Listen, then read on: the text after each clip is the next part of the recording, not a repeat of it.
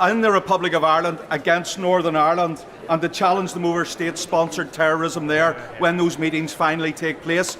On the issue of his numerous meetings, I believe dozens of meetings now with Sinn Féin, can the Secretary of State explain to the House if he has taken the opportunity to challenge Sinn Féin about their boycott of the institutions here? And when is he asking them to come back here and do their job here? Mr. Speaker, I meet with all the political parties, as you would expect me to, and their party leaders in Northern Ireland and indeed here where their party leaders exist. Everybody knows the views of this government about people who do not turn up and take the oath in this place, but I do have to work with all parties and will continue to do so as we move forward. Jim Shannon. Question number 12. Minister. Mr. Speaker, pay policy in Northern Ireland is a devolved matter and it's not for the government to be making these decisions. I'm sure the honourable gentleman would agree with me that decisions on these matters should be made by a Northern Ireland executive with ministers returned. Shannon. I know the Minister for State for Northern Ireland has a deep interest in the affairs of Northern Ireland, but also when it comes to wages for classroom assistants. Only last week, thousands of non-teaching staff have gone on strike from Northern Ireland schools. This action was called over an escalating row over pay, where thousands of people walked out. Will the Minister of State commit to investigating this in terms of the Barnett consequential as a way forward to ascertain what can be done to support teaching assistants in Northern Ireland? Thank you. Minister. Well, Mr. Speaker, I'm very grateful to him for raising this issue. I can tell him that we're actively considering representations made by trade unions. He raises a very, very important point, and as I say, I know he understands it is a matter for the executive, and I hope that he and I one day will be able to celebrate some progress on these issues. On the outset. Question 13, Mr. Speaker. Secretary of State. With permission, Mr. Speaker, I'll answer questions 13 and 14 together in my beautifully tabulated pack. Our focus remains on delivering for the people of Northern Ireland who expect and deserve locally elected decision makers to address the issues that matter to them. I will continue to engage regularly with the party leaders and believe there is genuine willingness on all sides to re-establish the conditions for the devolved institutions to go back to work and to thrive. Mr. Speaker, we've heard in this House today how disappointed Northern Ireland is with no levelling up bids. I visited Coleraine Football Club and they were disappointed. They were unsuccessful in round 2.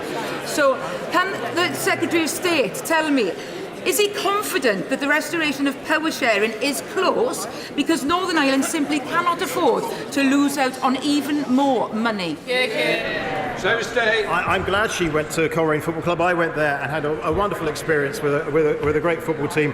I'd have loved to have refereed personally, but it's just the way it was. I wasn't able to do that. But absolutely, I do believe we are moving closer to a decision point. But there are still continued discussions to be had, and they are continuing at pace, but at length. Sir Robert Goodwill. We've already heard today examples of how the people of Northern Ireland are disadvantaged by the lack of a functioning executive, and I would add to that list the deployment of the Apprenticeship levy and reform of the renewable heat incentive. Does the Secretary of State agree with me that civil servants in Northern Ireland face an almost impossible job in trying to steer the ship of state without coordinates set by the politicians elected there? Secretary of State.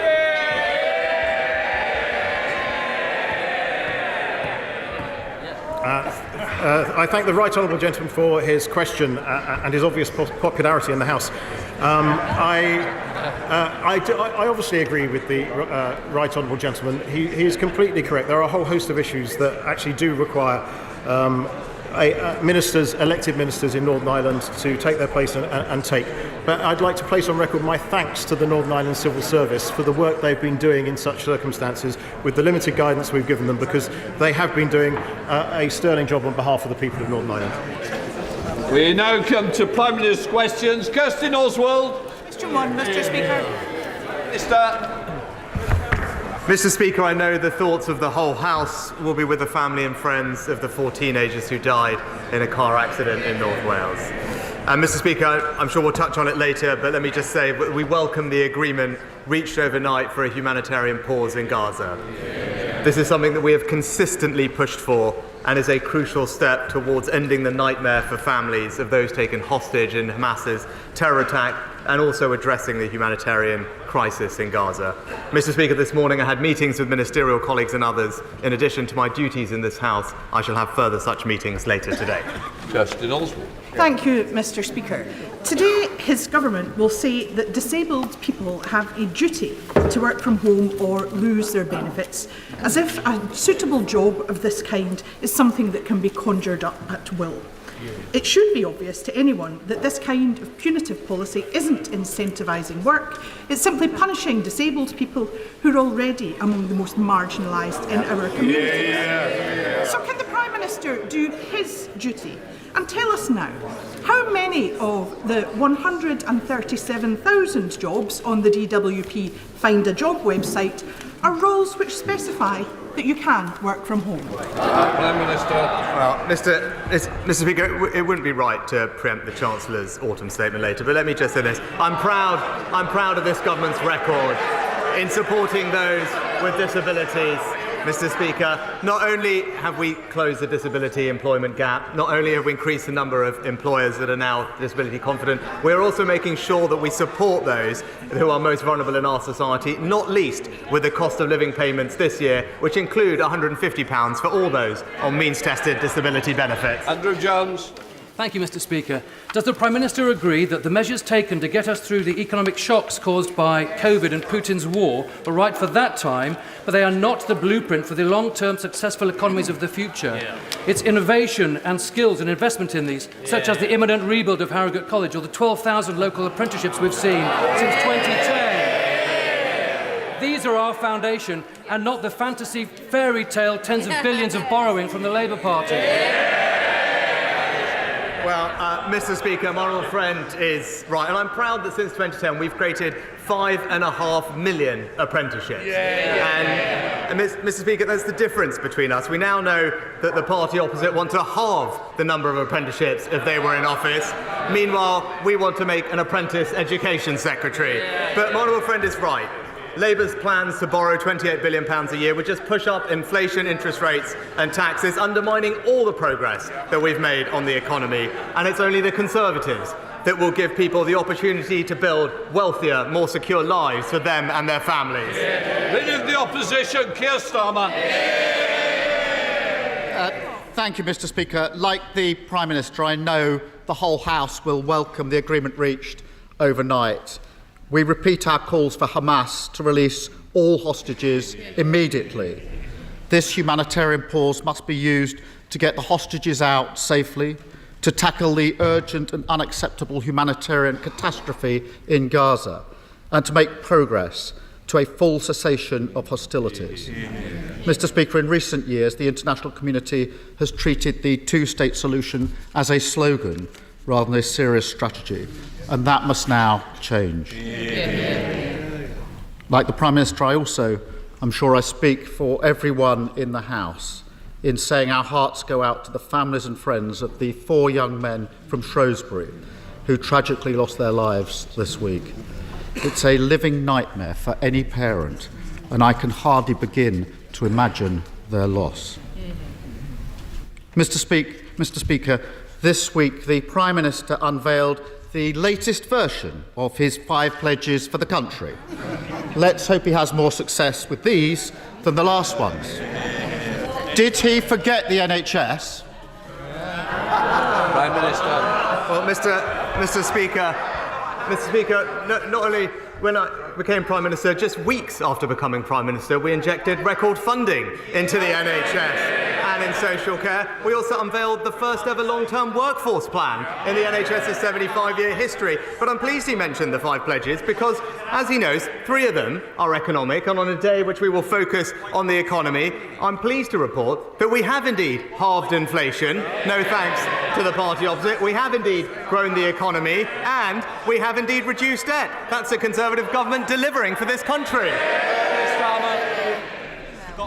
Well, the reason he ignored the NHS, not only in his new pledges, but just now, is because 7.8 million people are currently on the waiting lists. That's 500,000 more than when he pledged to bring them down nearly a year ago. And the Prime Minister just claimed that this is all about economic growth. So let me ask him, if a labourer or a care worker is forced to wait a year for an operation, how are they meant to help grow the economy? Mr. Speaker, we're doing an enormous amount to bring waiting lists down. Enormous amount. Expanding patient choice, rolling out new community diagnostic centres, new surgical hubs, as well as putting more doctors and nurses in our ward. But I guess the question, Mr. Speaker, is when he talks about targets and waiting lists, I really just hope that the Welsh Labour government aren't listening. Because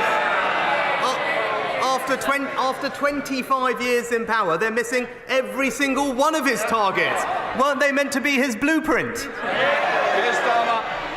Mr. Speaker, more than double the entire population of Wales are currently on a waiting list in England. He really needs to take some responsibility. And on his watch, 2.5 million people are too sick to work, with the majority also suffering from mental health issues.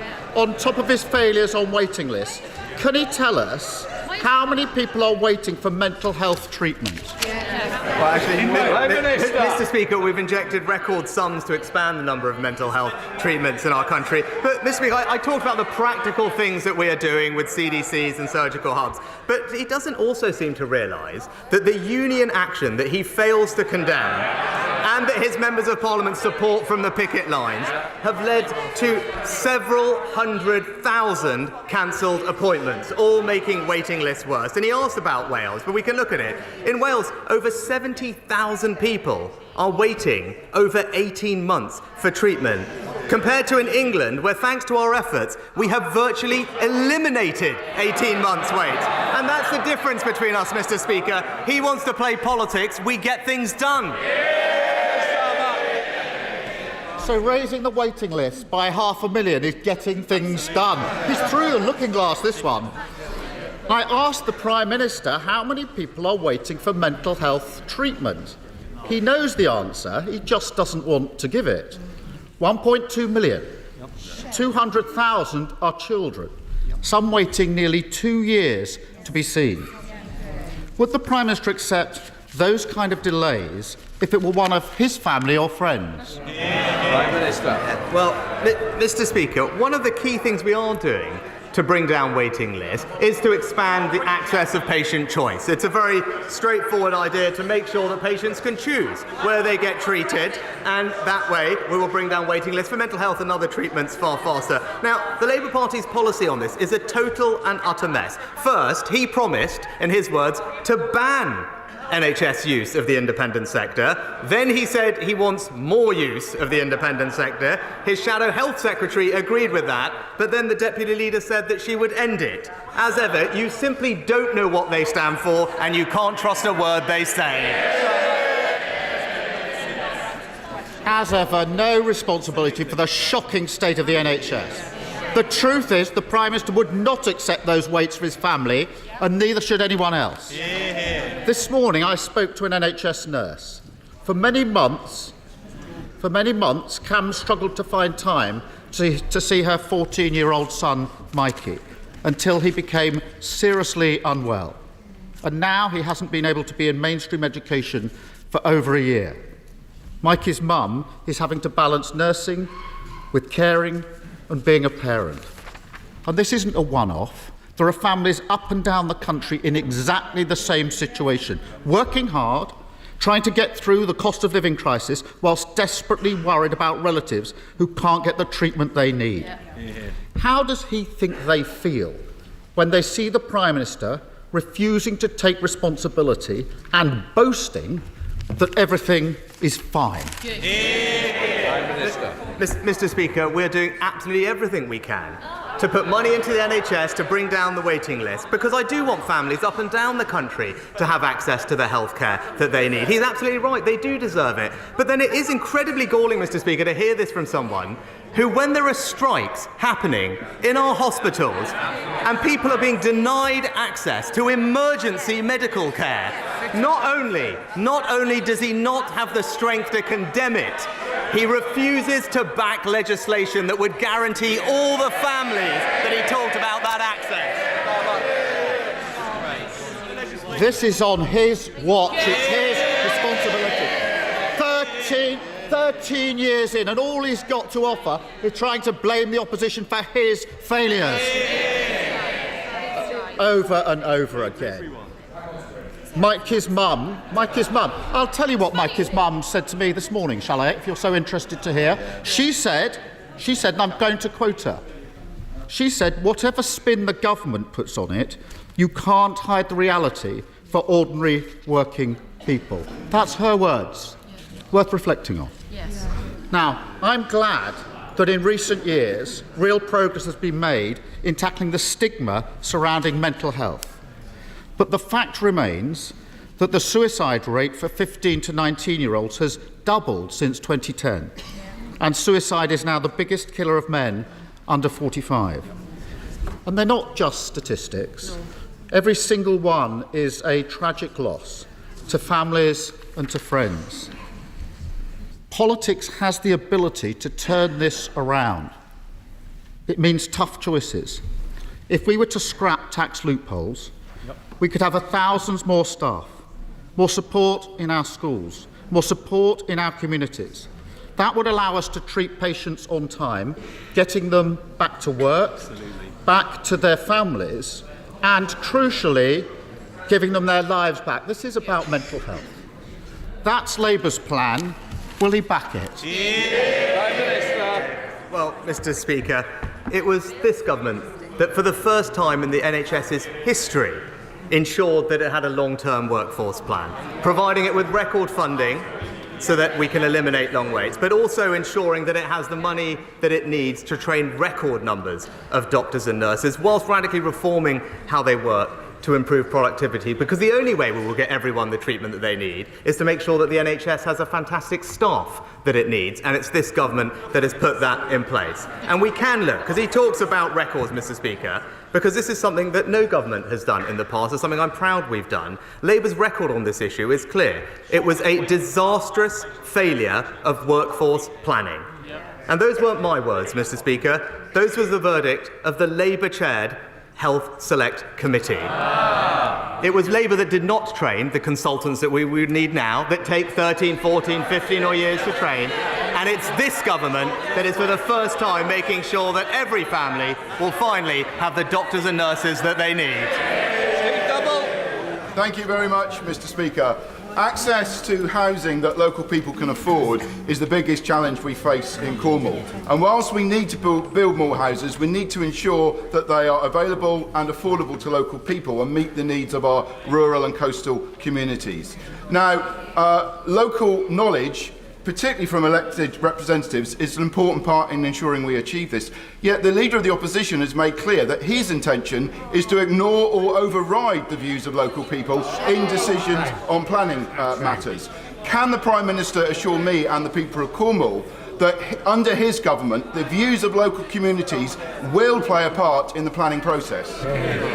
I thank my honourable friend for his excellent campaigning on behalf of his constituents, and I agree with him that housing must meet the needs of local communities, and our affordable homes programme is delivering hundreds of thousands of homes across the country. But crucially, on this side of the House, Mr. Speaker, we believe that local communities must be consulted, in contrast to Labour's plan, which is top-down housing targets, concreting over the Greenbelt and destroying our precious countryside. SNP Leader Stephen Flynn. Thank you, Mr. Speaker. I think all of us in the Chamber are united in our relief at reports that hostages are due to be released by Hamas in Gaza. But we can't afford to lose sight of what comes at the other side of the temporary pause in hostilities that we are about to see. At the end of 4 days, do we simply see the return to the killing of children in Gaza every 10 minutes? Or do we choose in this House to instead back a permanent ceasefire? Prime Minister.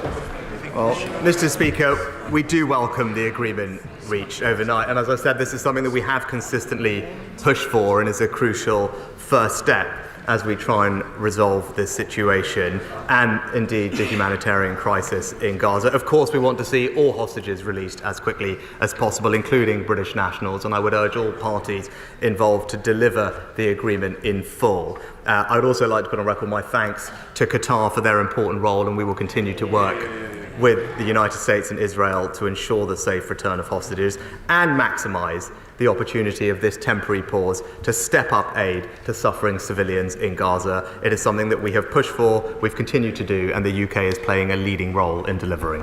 Stephen Flynn. Mr. Speaker, ultimately it's not a pause in the killing of children that we need. It is an end to the killing of children that we need. And I can think of no better time than now for the Prime Minister to advocate for that permanent ceasefire. But given that he won't currently do that, will he instead lay the foundations for that two-state solution by finally recognising the state of Palestine?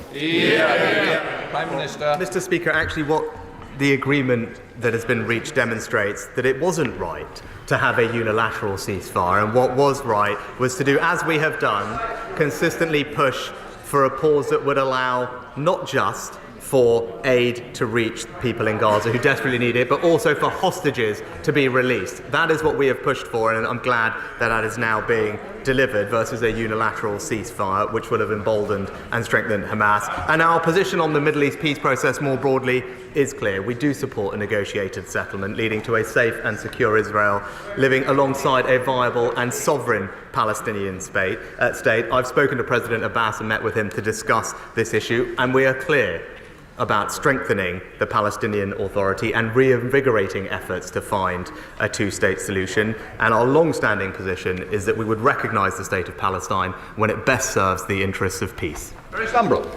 Thank you, Mr. Speaker.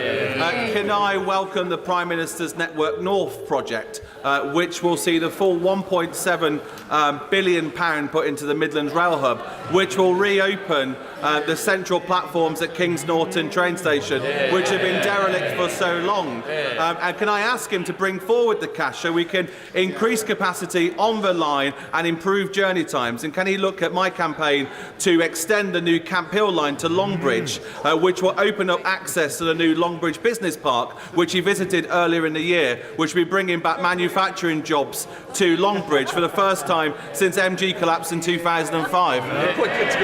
Well, I am pleased that my honourable friend's constituency will benefit from the decision on HS2 and benefit significantly from new Network North funding, an additional £1 billion to deliver the Midlands Rail Hub in full. And I know that decisions about Kings Norton are due to be made later this year, which should be good news to him. And the extension of the forthcoming Camp Hill line services between Birmingham and Kings Norton and Longridge will be assessed in due course as well. So I hope that's helpful, and I'm sure the Rail Minister keeps him up to date on progress. Sybil Roberts. All right, I'm sure the Prime Minister will join me and the communities that I represent in sending heartfelt sympathies to the families and friends grieving at the loss of 4 young men lost in a tragic accident in Carrickglanrothen this week. People in North Wales pay the highest standing charges on energy bills at £340 a year. That's a third more than London. That's despite having lower average incomes and people there living in older, poorly insulated houses. With a further increase in standing charges due next April, he must recognise that he can't leave this to Ofgem. Will his government, therefore, tackle unfair standing charges, and that before winter sets in?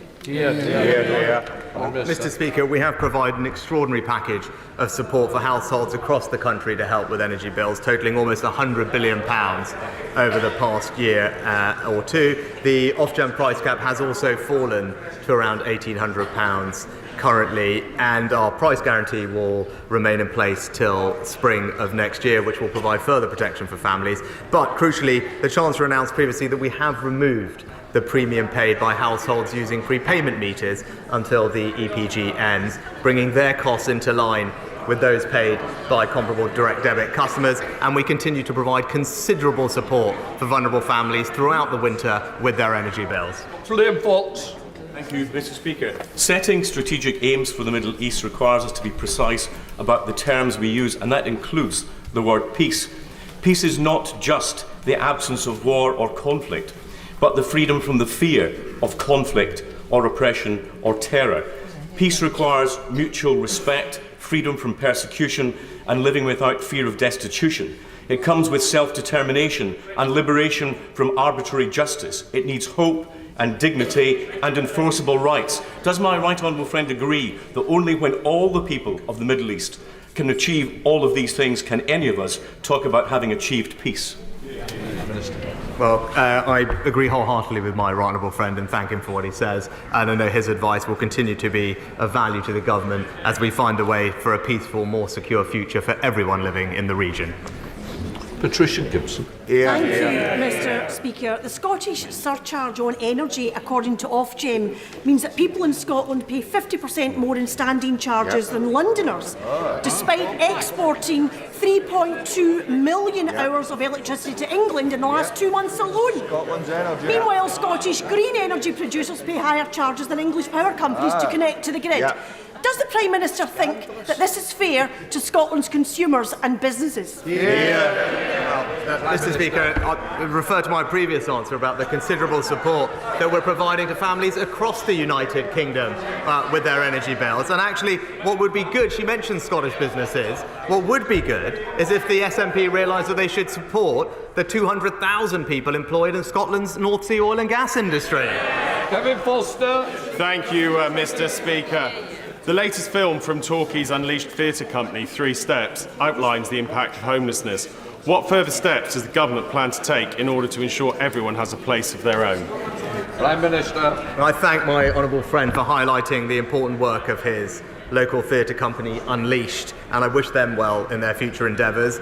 We are investing an unprecedented £2 billion over the next 3 years to tackle homelessness and rough sleeping, including building thousands of move-on homes and implementing our landmark Homelessness Reduction Act, which has already prevented or relieved almost 600,000 households from suffering from homelessness.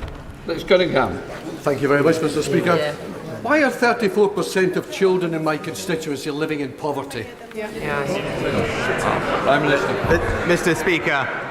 Speaker, it's this government that has ensured that across our country 1.7 million fewer people are living in poverty as a result of the actions of this government. Yes, that is true, Mr. Speaker. Not only that, hundreds of thousands fewer children are living in poverty, and income inequality is at a lower level than we inherited from the party opposite. But, Mr. Speaker, we don't want any child to grow up in poverty, and the best way to make sure that that happens is to ensure that they do not grow up in a workless household. And that is why the right strategy is to ensure that we provide as many children with the opportunity to grow up with parents in work. And because of the actions of previous governments, several 100,000 more families are in that. Got it. Durham Henry.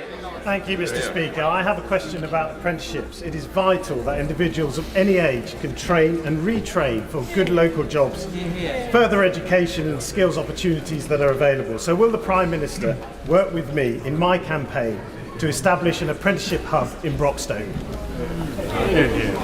Thank my honourable friend for all his campaigning on this important issue.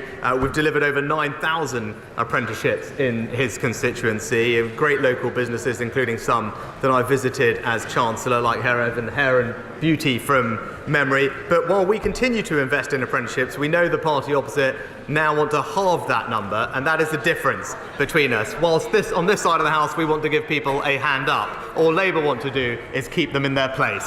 Andrew Weston.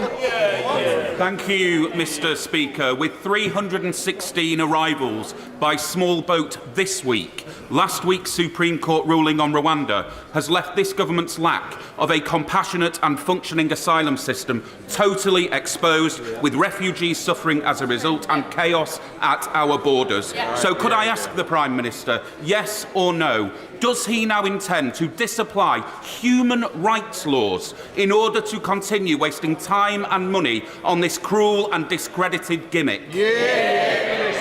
Mr. Speaker, I'm glad the honourable gentleman mentioned the small boats arrivals. I'm pleased to tell him that thanks to the actions of this government, the number of arrivals are down by over 33% so far this year. No thanks to the party opposite that has opposed each and every single measure we have taken to stop the boats. Jason McCartney. Thank you, Mr. Speaker.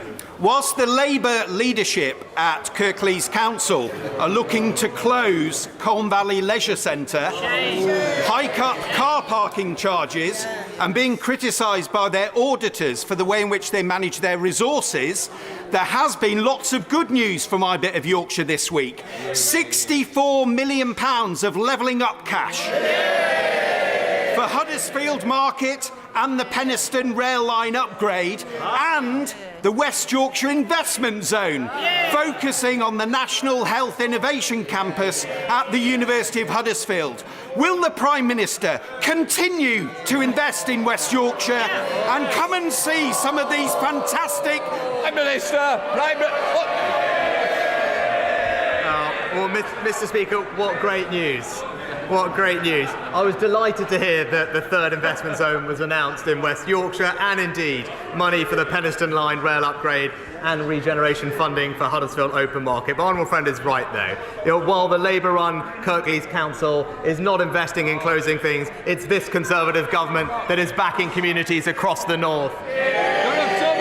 He's not going to. On Monday, the government's chief scientific advisor, Patrick Vallance, told the COVID inquiry that the now Prime Minister had not asked for advice regarding Eat Out to Help Out. But on the 9th of March 2 years ago, the Prime Minister told this House that, and I quote, "At all steps in the crisis, we have taken the advice of our scientific advisors." Who's right? Prime Minister. Mr. Speaker, as he knows, there is an ongoing statutory inquiry into COVID. It's absolutely right that that process is followed. I look forward to providing my own evidence in the coming weeks and addressing all these questions. But it was the case that the government took advice from scientific advisors, and again, that's exactly what this inquiry will go over.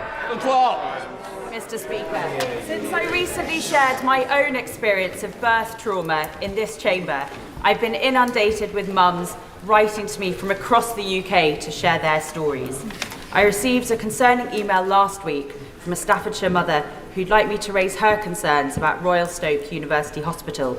She also experienced birth trauma and has been told that due to the time elapsed, they will not be able to investigate her concerns. It is not acceptable to me that my constituents are not having complaints investigated by my local hospital. So can I ask the Prime Minister to urgently meet with me to discuss this? And can I also ask him to include birth trauma in the refreshed update to the Women's Health Strategy? We must do better to provide aftercare to all mothers in this country. Well, can I thank my honourable friend for raising this important issue and for continuing to be a fantastic campaigner on birth trauma. I'm pleased that the first ever debate in Parliament on birth trauma was held recently in October. It was powerful, it was moving, and it highlighted just what a significant impact birth trauma can have on so many women's lives. The Department for Health are working with NHS England to make sure that we can improve maternity care and making sure that mental health care is also improved to deal with this, and I will ensure that the Health Secretary meets with my honourable friend so that we can ensure that we get this right for all the women who are depending on it. Mr. Speaker, in the last 13 years, the 6 oil and gas licensing rounds by the Tories have produced only 16 days' worth of oil and gas for the UK. Can the Prime Minister explain how doubling the number of licensing rounds will have any impact on the insanely high energy bills my constituents are facing? If he cared about energy security, jobs or the environment, he would surely be better matching the Scottish Government's £500 million investment in a just transition and providing a £400 rebate to bill payers. Mr. Speaker, not £500 million, we're investing tens of billions of pounds in the energy transition, not least with things like carbon capture and storage, which the North Sea can play a starring role in. But it's just completely wrong. In order to have energy security, it's right to exploit the resources that we have here at home. Even the Independent Committee for Climate Change projects that we will still need oil and gas as we make the transition and in decades' time. So the question from the Honourable Lady is, are we better off getting that here at home, supporting Scottish jobs and businesses, or are we better off putting that money in the hands of foreign dictators and shipping it here with 2 or 3 times the carbon emissions? Thank you, Mr. Speaker. Today I'm hosting 14 Ukrainian teenage children here in the House of Commons, whose parents have been and are fighting the Russians in Ukraine. 6 of them have been orphaned. They are up in the gallery, but they will also be in the IPU room from 1 till 2:30 this afternoon. So I know it's a busy and important day, but all colleagues are welcome to drop by if they're able. So will the Prime Minister join me in paying tribute to the parents of these children and take this opportunity to reiterate our steadfast support for the people of Ukraine in their fight for their independence, their freedom and their nation's survival? Well, I do join my honourable friend in paying tribute to the parents of these children and many others, but also to take the opportunity to say that whilst events in the Middle East have been dominating the headlines, I can assure my honourable friend that we and our allies are steadfast in our resolve to support Ukraine for as long as it takes for them to achieve victory. And that's why the Foreign Secretary visited both Kyiv and Odessa last week, confirmed the UK's continued unwavering support for the Ukraine. Putin cannot hope to outlast the incredible resolve or spirit of the Ukrainian people, and they should continue to have our support for as long as it takes. A few weeks ago, the world cringed at the Prime Minister's fawning welcome for Elon Musk. Yep. And this week, advertisers are fleeing Musk's platform after his latest vile outburst. So what exactly did the Prime Minister think he might learn from an unelected, super-rich individual who'd taken over a once successful organisation and plunged it into a death spiral? Mr. Speaker, it is striking. It is striking from the honourable member from Cambridge, of all places,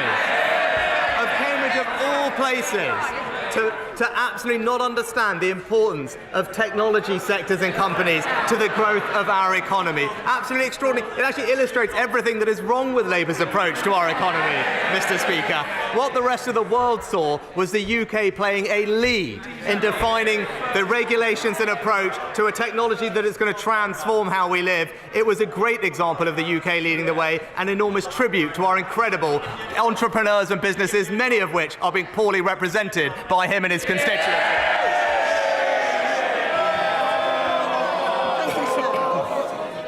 Today is Red Wednesday, when we remember millions of Christians and others worldwide persecuted for their faith. People like Margaret Atta, a nurse, a lovely young mother of 4, here today from Nigeria, who hid behind the altar as her church service was attacked. 100 were injured, 41 killed that day simply for being in church. Margaret lost both legs and an eye. And thousands more suffer similarly in Nigeria each year.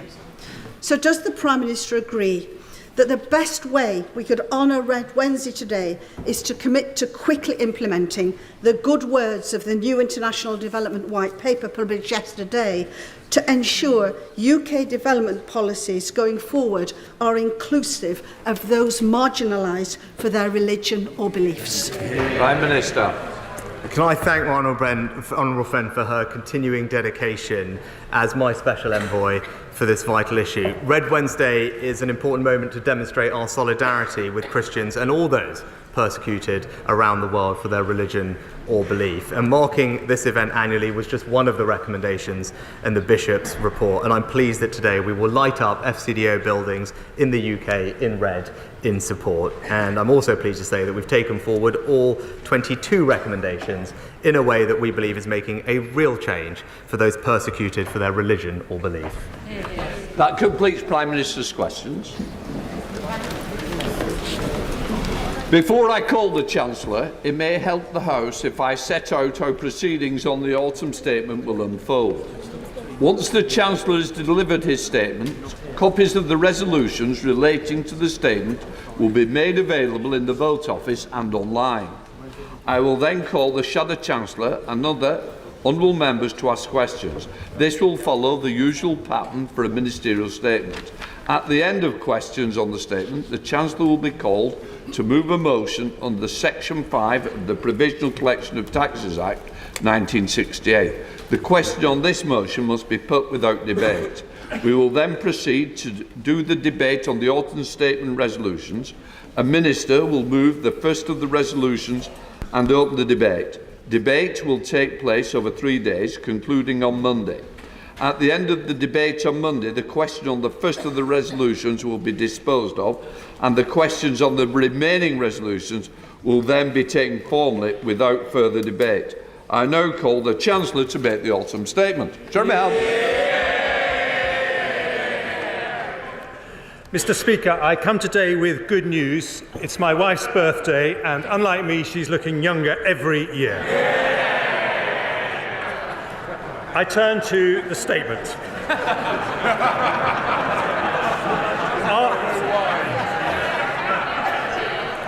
After a global pandemic and energy crisis, we have taken difficult decisions to put our economy back on track.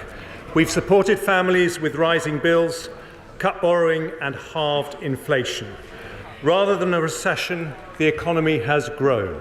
Rather than falling as predicted, real incomes have risen. Our plan for the British economy is working, but the work is not done. Others proposed a more short-term approach, but we have not made unaffordable pay offers to the unions. We have not stopped new oil and gas exploration, and we have not increased borrowing by £28 billion a year. That would have pushed inflation up just when we need to bring it down. Instead, under this Prime Minister, we take decisions for the long term. In today's autumn statement for growth, our choice is not big government, high spending and high tax, because we know that leads to less growth, not more. Instead, we reduce debt, cut taxes and reward work. We deliver world-class education. We build domestic sustainable energy, and we back British business with 110 growth measures. Don't worry, I'm not going to go through them all, but well, I will if you like. But in summary, Mr. Speaker, they remove planning red tape, they speed up access to the national grid, they support entrepreneurs raising capital, they get behind our fastest growing industries, they unlock foreign direct investment, they boost productivity, they reform welfare, they level up opportunity to every corner of the country, and they cut business taxes.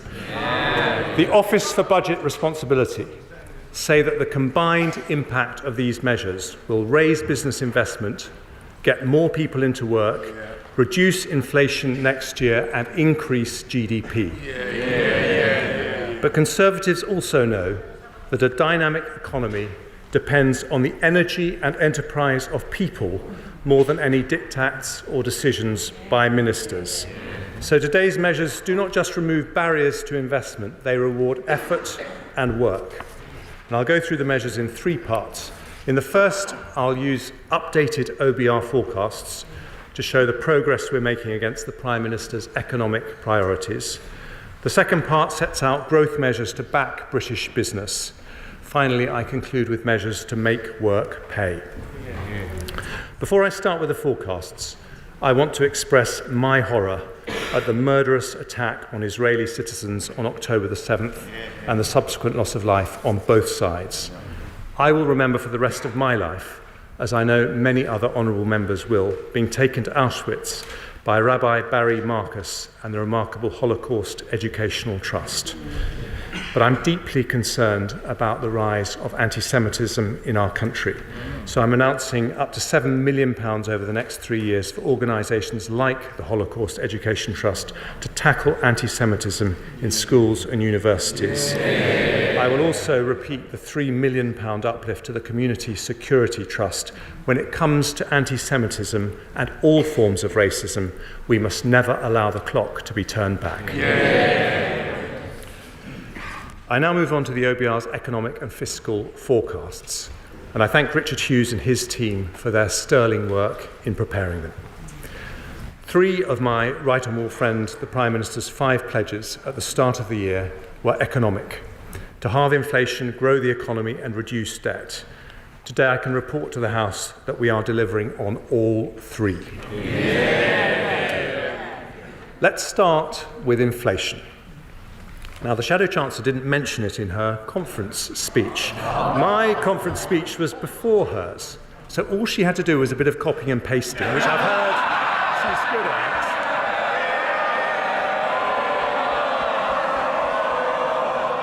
But it speaks volumes that during the worst global inflation shock for a generation, it didn't even get a mention.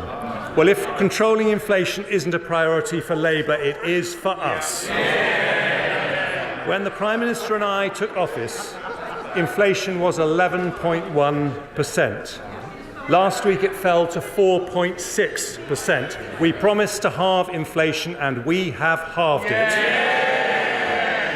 Core inflation is now lower than in nearly half the economies in the EU, and the OBR say that headline inflation will fall to 2.8% by the end of 2024 before falling to the 2% target in 2025. I will not take risks with inflation, and the OBR confirm that the measures I take today make inflation lower next year than it would otherwise have been. I thank the Independent Bank of England Monetary Policy Committee for their crucial role in bringing inflation down, and we will continue to back them to do whatever it takes until the job is done. But as we do, we will continue to support families in difficulty. And today I add 4 further measures to help with the cost of living.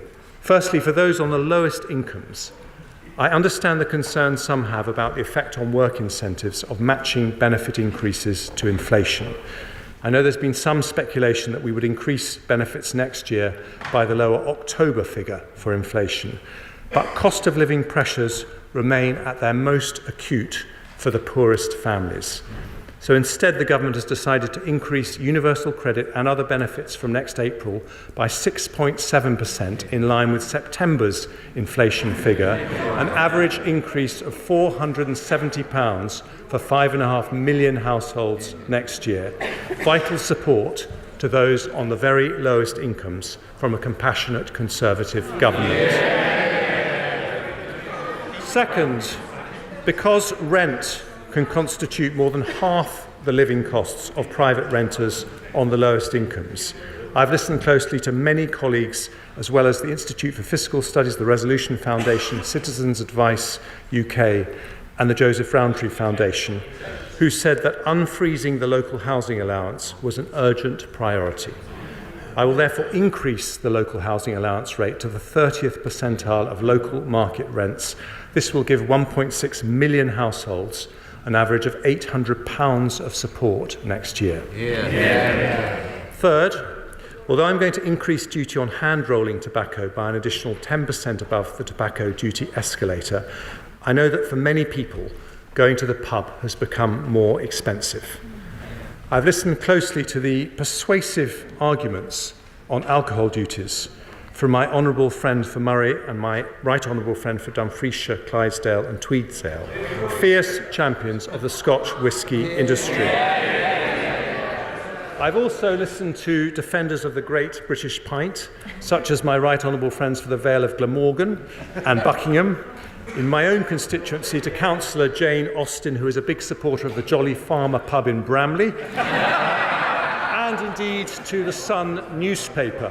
So, as well as confirming our Brexit pubs guarantee, which means the duty on a pint is always lower than in the shops, I have decided to freeze all alcohol duty until August the 1st next year. That means no increase in duty on beer, cider, wine or spirits. Finally, pensioners. The triple lock has helped lift 250,000 older people out of poverty since it was instituted by a Conservative government in 2011. It's been a lifeline for many during a period of high inflation. There have been reports that we would uprate it by a lower amount to smooth out the effect of high public sector bonuses in July, but that would have been particularly difficult for 1 million pensioners whose only income is from the state. So instead, today we honour our commitment to the triple lock in full.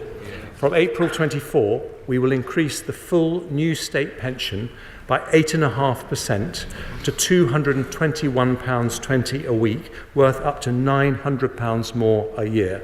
This is one of the largest ever cash increases to the state pension, showing a Conservative government will always back our pensioners. Including today's measures, our total commitment to easing cost of living pressures has risen to 104 billion. That includes paying around half the cost of the average energy bill since last October, and amounts now to an average of £3,700 per household.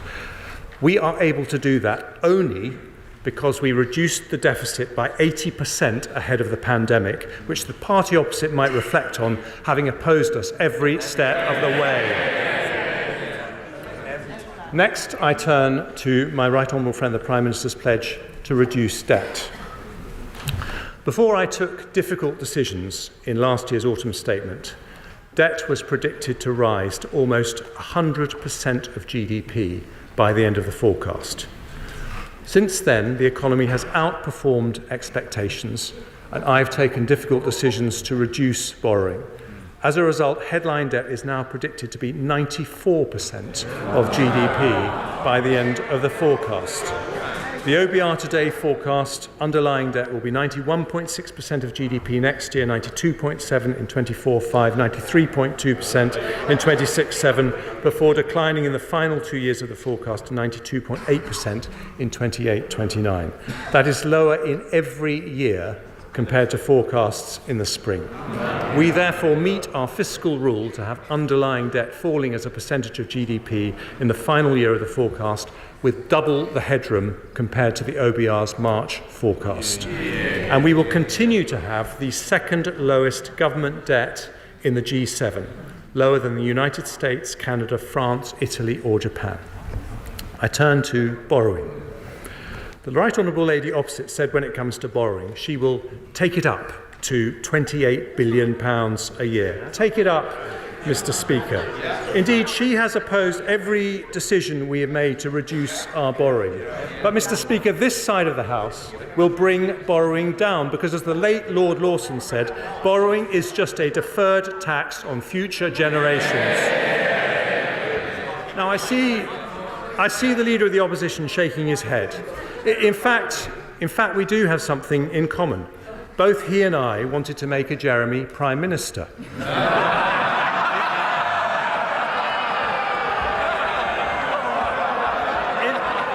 In fairness, his party and mine are probably equally relieved we failed. But whereas this Jeremy is growing the economy, his Jeremy would have crashed it. And the numbers...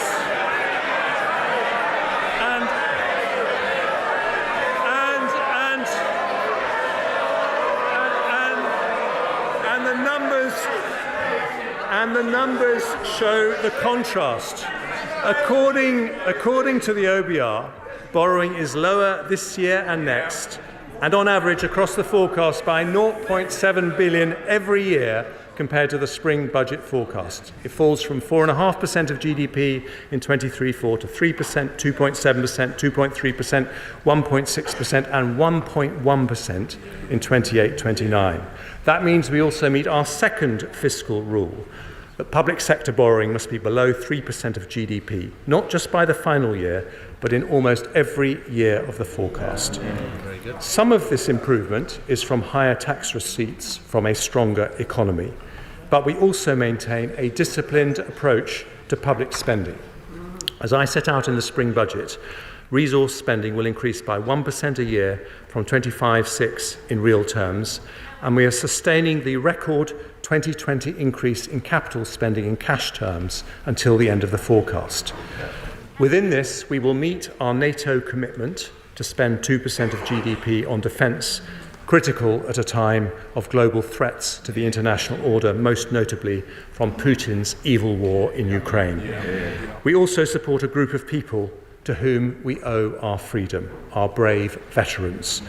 I will extend national insurance relief for employers of eligible veterans for a further year and provide £10 million to support the Veterans, Places, Pathways and People programme, and I thank our excellent Veterans Minister for his championing of their cause.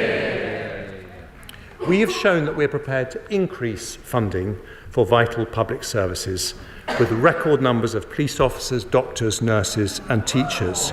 We're nearly doubling the numbers of doctors and nurses we train, having given the NHS its first ever long-term workforce plan, as I promised to do a year ago.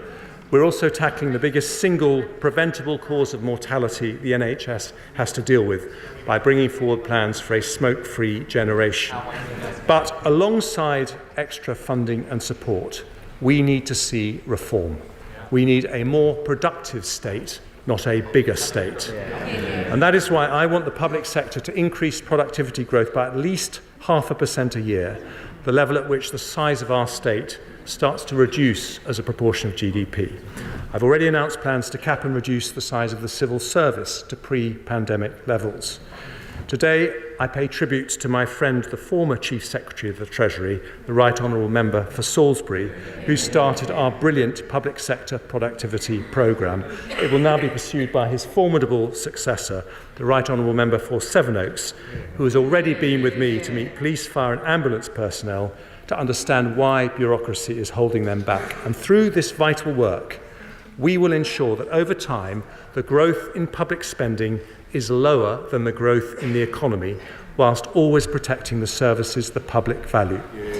And I will also provide HMRC with the resources they need to ensure everyone pays the tax they owe, raising an additional £5 billion across the forecast period.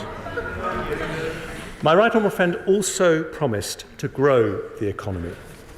Since 2010, despite inheriting what was then the worst recession since the Second World War, Conservative administrations have presided over faster growth than many of our major competitors, including Spain, Italy, France. Well, they don't like to hear this, but let me tell them the list. Spain, Portugal, France, Italy, Netherlands, Austria, Germany, Japan. We've grown faster than all of them since 2010. But all those countries have faced a pandemic and an energy shock, and as a result, last autumn, the OBR forecast a recession in which the economy was forecast to shrink by 1.4% this year. Instead, it grew. In fact, it's grown faster than the euro area. Revised numbers from the ONS now say the economy is 1.8% larger than pre-pandemic. And looking ahead, the OBR expects the economy to grow by 0.6% this year and 0.7% next. After that, growth rises to 1.4% in 25, then 1.9%, 2% and 1.7% in 28. If we want those numbers to be higher, we need higher productivity. The private sector is more productive in countries like the United States, Germany and France because it invests more, on average 2 percentage points more of GDP every year. The 110 measures I take today help close that gap by boosting business investment by £20 billion a year. They do not involve borrowing more and ramping up debt, as some advocate. Instead, they unlock investment with supply-side reforms that back British business in the following areas. First, skills. No economy can prosper without investing in the potential of its people. Despite strong opposition, we took difficult decisions to reform our schools. England's 9 to 10-year-olds are now the 4th best readers in the world. And since 2015, our 15 to 16-year-olds have risen 7 places in the OECD rankings for maths, not least thanks to the efforts of the brilliant Right Honourable Member for Bognor Regis and Littlehampton. But 9 million adults in England still have low basic literacy or numeracy skills. So last month, the Prime Minister set out the new Advanced British Standard to ensure all school leavers reach minimum standards in maths and English. And while the party opposite wants to reduce the number of apprentices, we want to increase them. So, following engagement with Make UK and others, I'm announcing a further £50 million of funding over the next 2 years to pilot ways to increase the number of apprentices in engineering and other key growth sectors where there are shortages. Next, planning. It takes too long. There's 110 of these measures, so just be patient, folks. I move on to planning. It takes too long to approve infrastructure projects and business planning applications. Many businesses say they would be willing to pay more if they knew their application would be approved faster. So from next year, working with the Community Secretary, I will reform the system to allow local authorities to recover the full costs of major business planning applications in return for being required to meet guaranteed faster timelines. If they fail, fees will be refunded automatically, with the application being processed free of charge. A prompt service or your money back, just as would be the case in the private sector. Now, many planning applications are for house building. The leader of the opposition told us he wanted to be a builder, not a blocker. It didn't last long. Just a few months later, Labour blocked reforms to the rules on nutrient neutrality, shamelessly preventing 100,000 houses from being built. Conservatives, on the other hand, are the builders, with more homes being completed in 21-22 than any single year of the last Labour government. And today we take further decisions to unlock the building of more homes. We'll invest £110 million over this year and next to deliver high-quality nutrient mitigation schemes, unlocking 40,000 homes. We'll invest £32 million to bust the planning backlog and develop fantastic new housing quarters in Cambridge, London and Leeds, which will lead to many thousands of additional dwellings. We'll allocate £450 million to the Local Authority Housing Fund to deliver 2,400 new homes, and we'll consult on a new permitted development right to allow any house to be converted into 2 flats, provided the exterior remains unaffected. It's also taking too long for clean energy businesses to access the electricity grid. So after talking to businesses such as National Grid, Octopus Energy and SSE, we today publish our full response to the Windsor Review and Connections Action Plan. These measures will cut grid access delays by 90% and offer up to £10,000 off electricity bills over 10 years for those living closest to new transmission infrastructure. Taken together, these planning and grid reforms are estimated to accelerate around £90 billion of additional business investment over the next 10 years.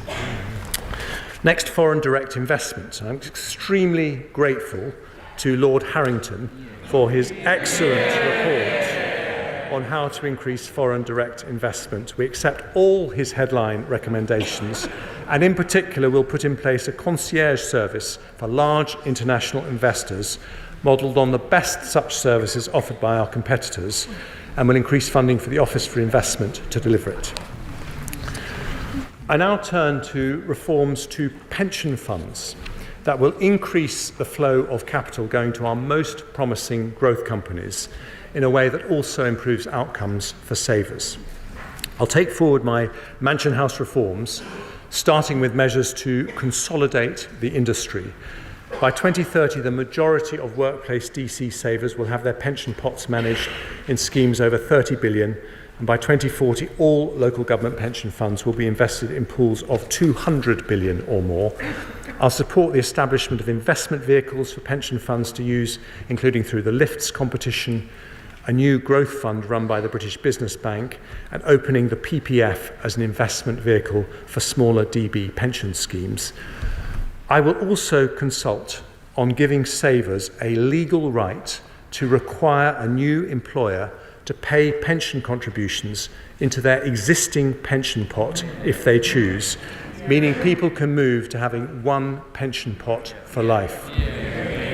These reforms could unlock an extra £75 billion of financing for high-growth companies by 2030 and provide an extra £1,000 a year in retirement for an average earner saving from 18.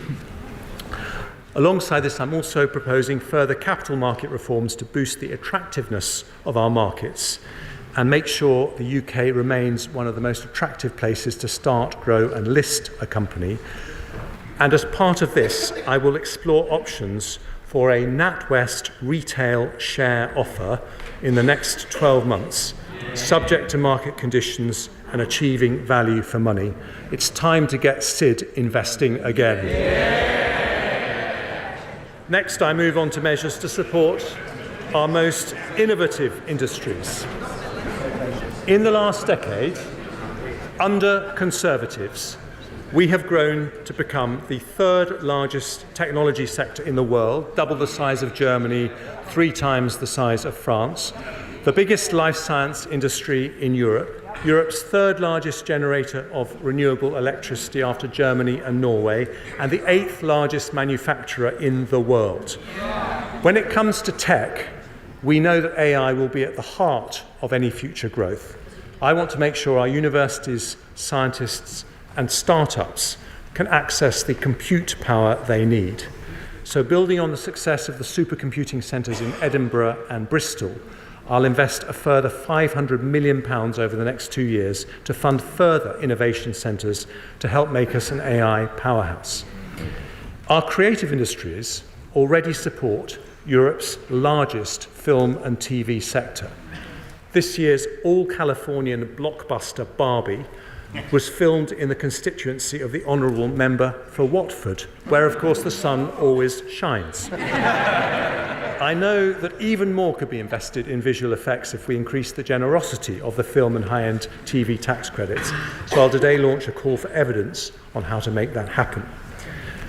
British-discovered vaccines and treatments saved more lives across the world during the pandemic than those from any other country, and I'm incredibly proud of our life sciences industry.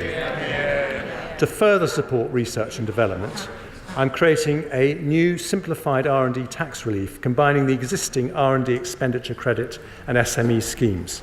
I'll also reduce the rate at which loss-making companies are taxed within the merged scheme from 25% to 19%, and lower the threshold for the additional support for R&D intensive loss-making SMEs that I announced in the spring to 30%, benefiting a further 5,000 SMEs. And because 2028 marks the centenary of the invention of penicillin by Alexander Fleming, I'm giving £5 million to Imperial College and Imperial College Healthcare NHS Trust to set up a Fleming Centre to inspire the next generation of world-changing innovations. For our advanced manufacturing and green energy sectors, international investors say the biggest thing we could do is to announce a longer-term strategy for their industries. So with the Secretaries of State for Business and Trade and Energy Security and Net Zero, I'm today publishing those plans. I confirm that we'll make available £4.5 billion of support over the 5 years to 2030 to attract investment into strategic manufacturing sectors. That includes support of £2 billion for zero-emission investments in the automotive sector, something that's been warmly welcomed by Nissan and Toyota, £975 million for aerospace, building on decades of success from firms like Airbus and Rolls-Royce, and £520 million for life sciences to build on the strength of world-class British pharma companies like AstraZeneca and GSK.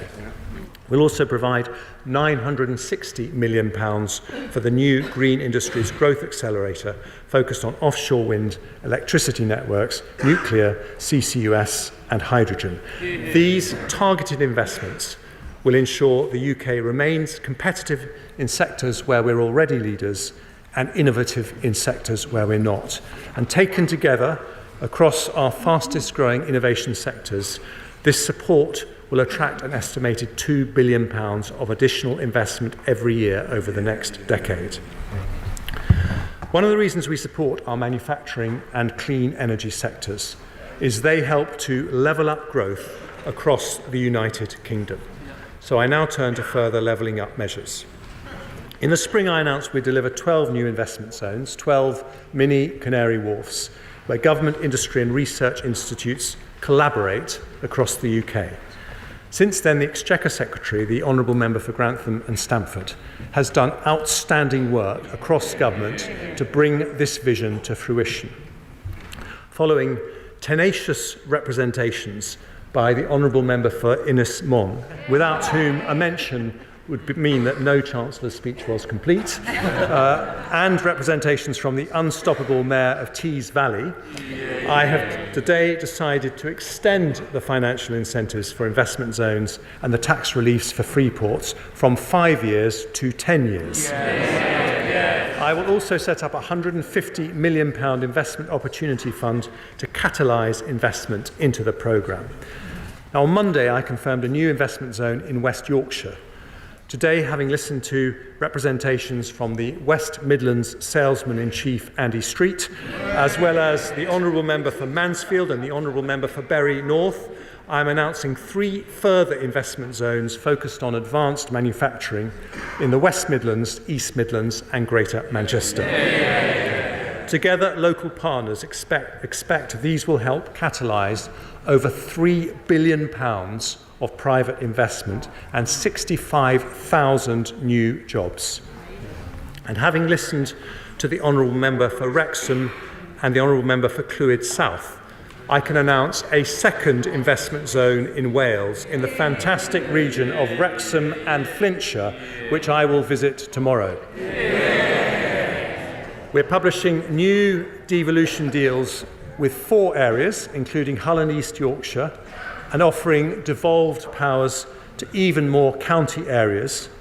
One of those areas will be the leafiest and most charming county in the country, namely Surrey, where, of course, the Leader of the Opposition grew up. We don't get everything right.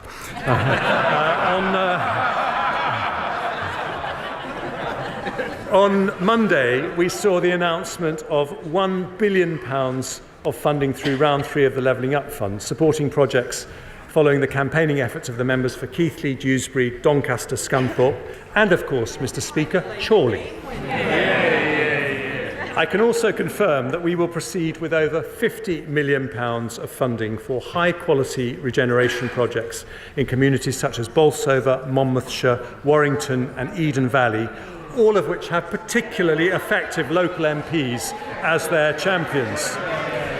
And because we are proudly the Conservative and Unionist Party, I'm announcing £80 million for the new Levelling Up partnerships in Scotland, £500,000 to support the Hay Festival in Wales, and £3 million of additional funding to support the successful Tackling Paramilitarism programme in Northern Ireland. Next, small business. I ran my own one for 14 years, and I've always known that every big business was a small business once. The Federation of Small Businesses say the biggest thing I could do to help their members is end the scourge of late payments. The Procurement Act we've passed means that the 30-day payment terms, which are already set for public sector contracts, will automatically apply throughout the subcontract supply chain.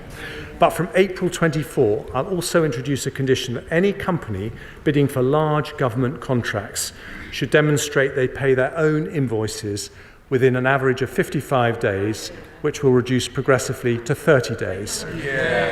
Any small business will also tell you the biggest frustration they have is the tax you pay before making a penny of profit, not least business rates. Now, the government has already taken a third of properties out of rates completely through small business rates relief. We've frozen the tax rate for the last 3 years at a cost of £14.5 billion. We've removed downwards caps from transitional relief. And for retail, hospitality and leisure businesses, we've introduced a 1-year 75% discount on business rates up to £110,000. And those measures have saved the average independent shop over £20,000. It's not possible to continue with temporary support measures forever. But whilst the standard multiplier, which applies to high-value properties, will rise in line with inflation, I have today decided that we will freeze the small business multiplier for a further year. And following extensive discussions with the FSB and many colleagues in this House, I've also decided to extend the 75% business rates discount for retail, hospitality and leisure for another year. This will save the average independent pub over £12,800 next year, and at a cost of £4.3 billion is a large tax cut which recognises the role of pubs and high street shops in our communities. I thank the members for Stockton South, Barrow and Furness and East Devon for their tenacious campaigning on this issue. And finally, Mr. Speaker, I turn to the smallest of all businesses, those run by the self-employed. These are the people who literally kept our country running during the pandemic. The plumbers who fixed our boilers in lockdowns, the delivery drivers who bought us our shopping, the farmers who kept food on our plates. As part of our plans to grow the economy, I want to reform and simplify taxes paid by the self-employed. So today I'm announcing a major reform of one of those taxes. It's one most people haven't heard of, but it's a big deal for those who have to pay it.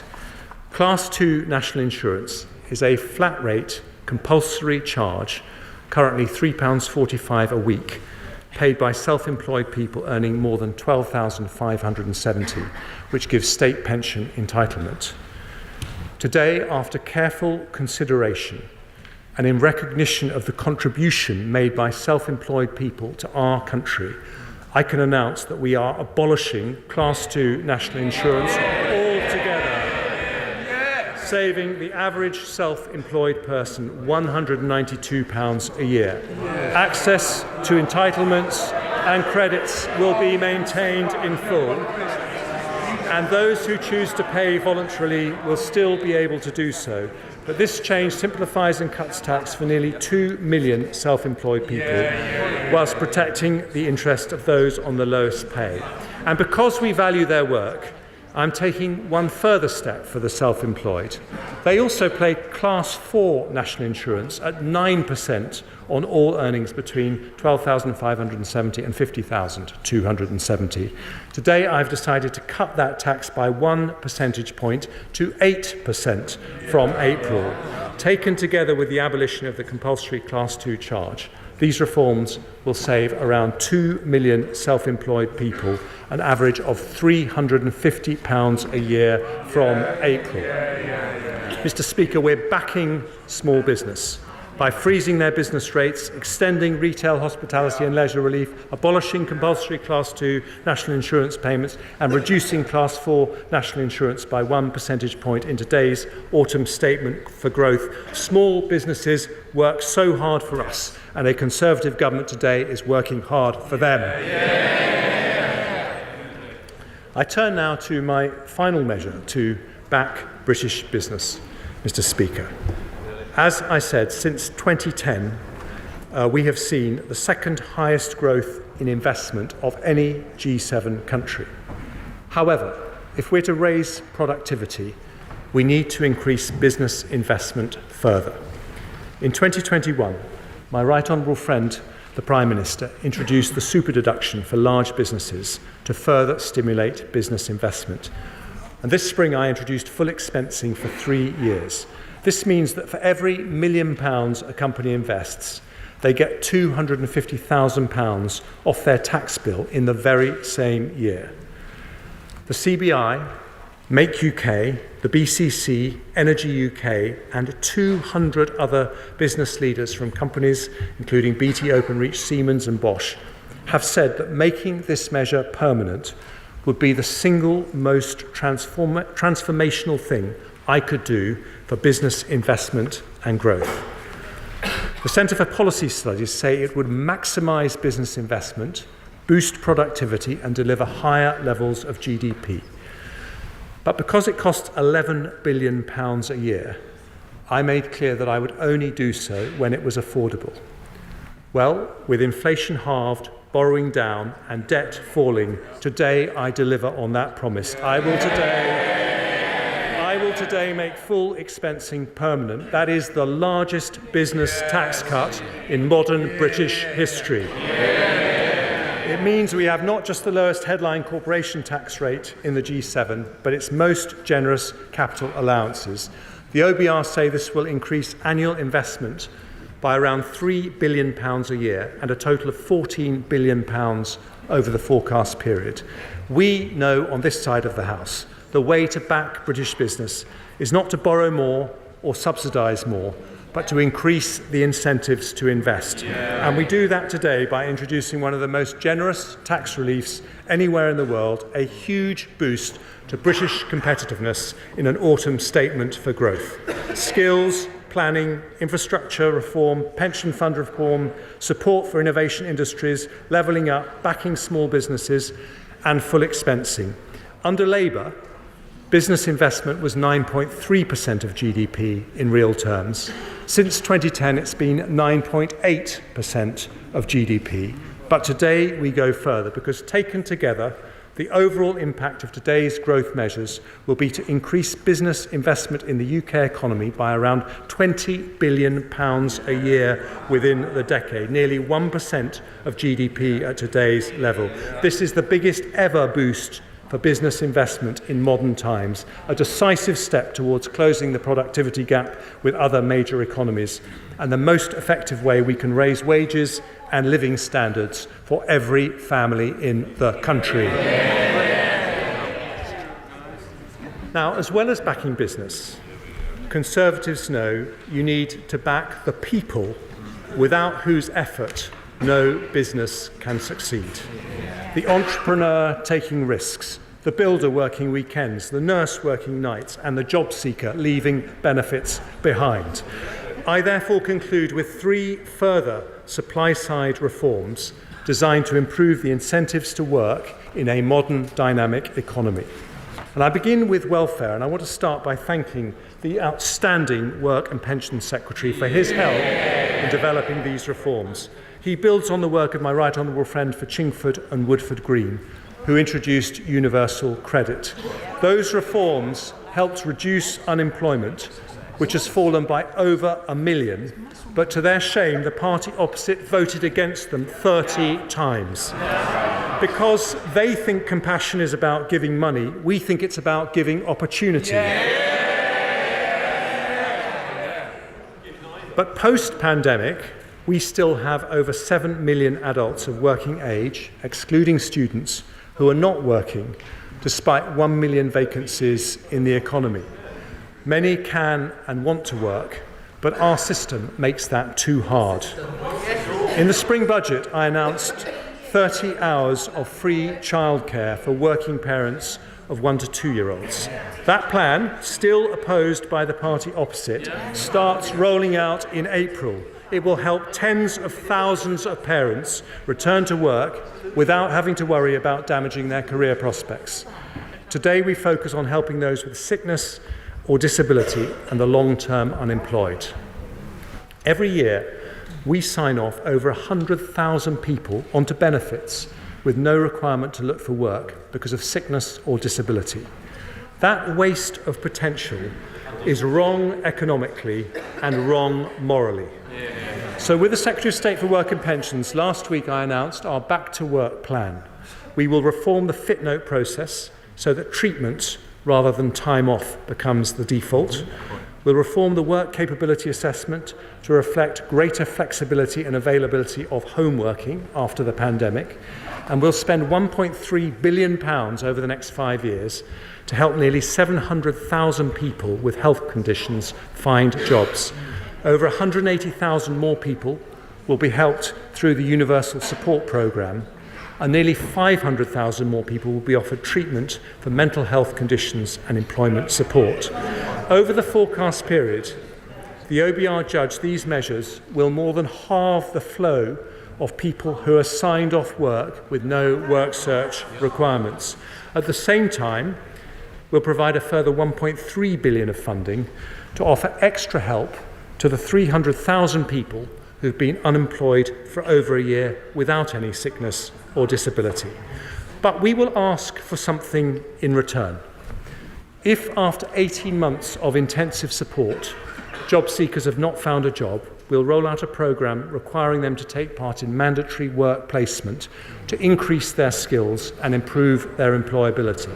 And if they choose not to engage with the work search process for 6 months, we will close their case and stop their benefits. Taken together with the labour supply measures I announced in the spring, the OBR say we will increase the number of people in work by around 200,000 at the end of the forecast period, permanently increasing the size of the economy. Now, I know that some on the benches opposite would prefer to fill those vacancies in a different way. They hanker after a more liberal immigration regime, or even dream of bringing back free movement. But Conservatives say we should unlock the potential we have right here at home. And we do that with the biggest set of welfare reforms in a decade in today's autumn statement for growth. Now, Mr. Speaker, if we're to incentivise work, we must also tackle low pay. People who get up early, put in the hours and work hard for their families deserve to be paid fairly. Since 2010, those on the minimum wage, now the national living wage, have seen their hourly wage go up from £5.80 an hour to £10.42 an hour. That's a real terms increase of more than 20%. Because we've also doubled the threshold at which you pay tax or national insurance, their after-tax income has gone up not by 20%, but by 25%, more than any other income group. Today, I confirm we'll go further and accept the Low Pay Commission recommendation to increase the national living wage by 9.8% to £11.44 an hour. That is the largest ever cash increase in the national living wage, worth up to £1,800 for a full-time worker. And since the national living wage has been introduced, the proportion of people on low pay, defined as earning less than 2/3 of national median hourly income, has halved. But at the new rate of £11.44 an hour, it delivers our manifesto commitment to eliminate low pay altogether. That means by next year, someone working full-time on the national living wage will see their real take-home after-tax pay go up not by 25%, but by 30% compared to 2010. And that is the difference. The party opposite tried to reduce poverty by tinkering with benefits and tax credits. They wanted to move people from just below the poverty line to just above it. But Conservatives know the best way to tackle poverty is through work. By reforming the welfare system, reducing workless households and tackling low pay, we have helped lift 1.7 million people out of absolute poverty since 2010, because a central part of our plan for growth is to make work pay. And so, Mr. Speaker, to the final supply-side measure in today's autumn statement for growth. Because of the difficult decisions that we've taken in the last year, today's OBR forecast shows that borrowing will be lower than forecast in the spring. Debt as a proportion of GDP will be lower than forecast in the spring. Inflation will continue to fall, and our fiscal headroom has doubled. I said I would cut taxes when we could, but only responsibly and only in a way that did not fuel inflation. The OBR today confirm I can deliver a package which does that. For businesses, I've today delivered the biggest business tax cut in modern British history, with the most competitive investment allowances of any large economy. For the self-employed, I've simplified and reformed their taxes by abolishing the compulsory Class 2 charge and cutting Class 4 national insurance. But high employment taxes on 27 million people working in the public and private sectors also disincentivise the hard work we should be encouraging. On top of income tax at 20%, they pay 12% national insurance on earnings between £12,570 and £50,270. That is a 32% marginal tax rate. If we want people to get up early in the morning, if we want them to work nights, if we want an economy where people go the extra mile and work hard, then we need to recognise that their hard work benefits us all. So today, Mr. Speaker, I'm going to cut the main 12% rate of employee national insurance. If I cut it by 1 percentage point to 11%, that would be an extra £225 in the pockets of the average worker every year. But instead, I'm going to go further and cut the main rate of employee national insurance by 2 percentage points from 12% to 10%. That change will help 27 million people. It means someone on the average salary of £35,000 will save over £450. For the average nurse, it's a saving of £520. For the typical police officer, a saving of £630 every single year. And Mr. Speaker, I would normally bring in a measure like this from the start of the new tax year in April. But instead, tomorrow I'm introducing urgent legislation to bring it in from January the 6th. So people can see the benefit in their payslips at the start of the new year. The OBR say reducing a tax on work means more people in work. And they say today's measures will, just on national insurance, will lead to the equivalent of 94,000 full-time employees in our economy, because lower tax means higher growth. And that is the difference between this side and that one. In 13 years, Labour raised taxes in every single budget, but Conservatives cut taxes when we responsibly can.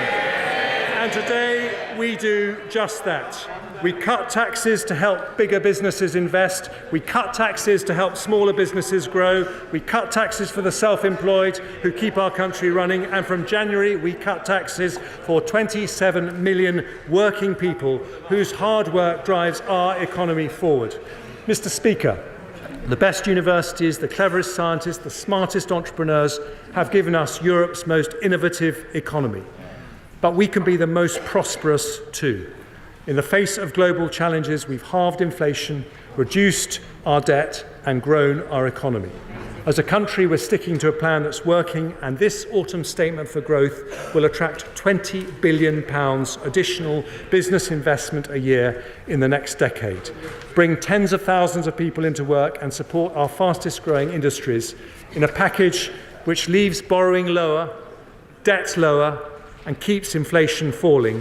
We are delivering the biggest business tax cut in modern British history, the largest ever cut to employee and self-employed national insurance, and the biggest package of tax cuts to be implemented since the 1980s, an autumn statement for a country that has turned a corner, an autumn statement for growth, which I commend to the House.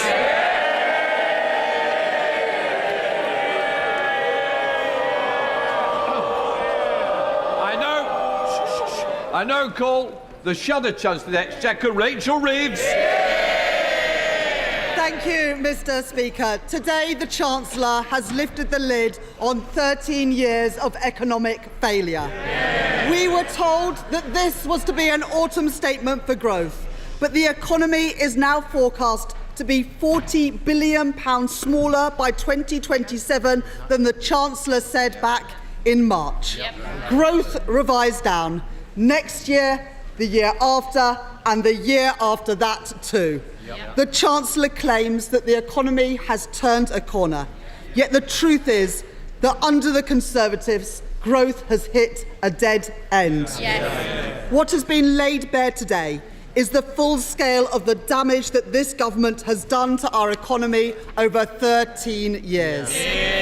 And nothing that has been announced today will remotely compensate. Mortgages rising, taxes eating into wages, inflation high with prices still going up in the shops, public services on their knees, and too many families struggling to make ends meet.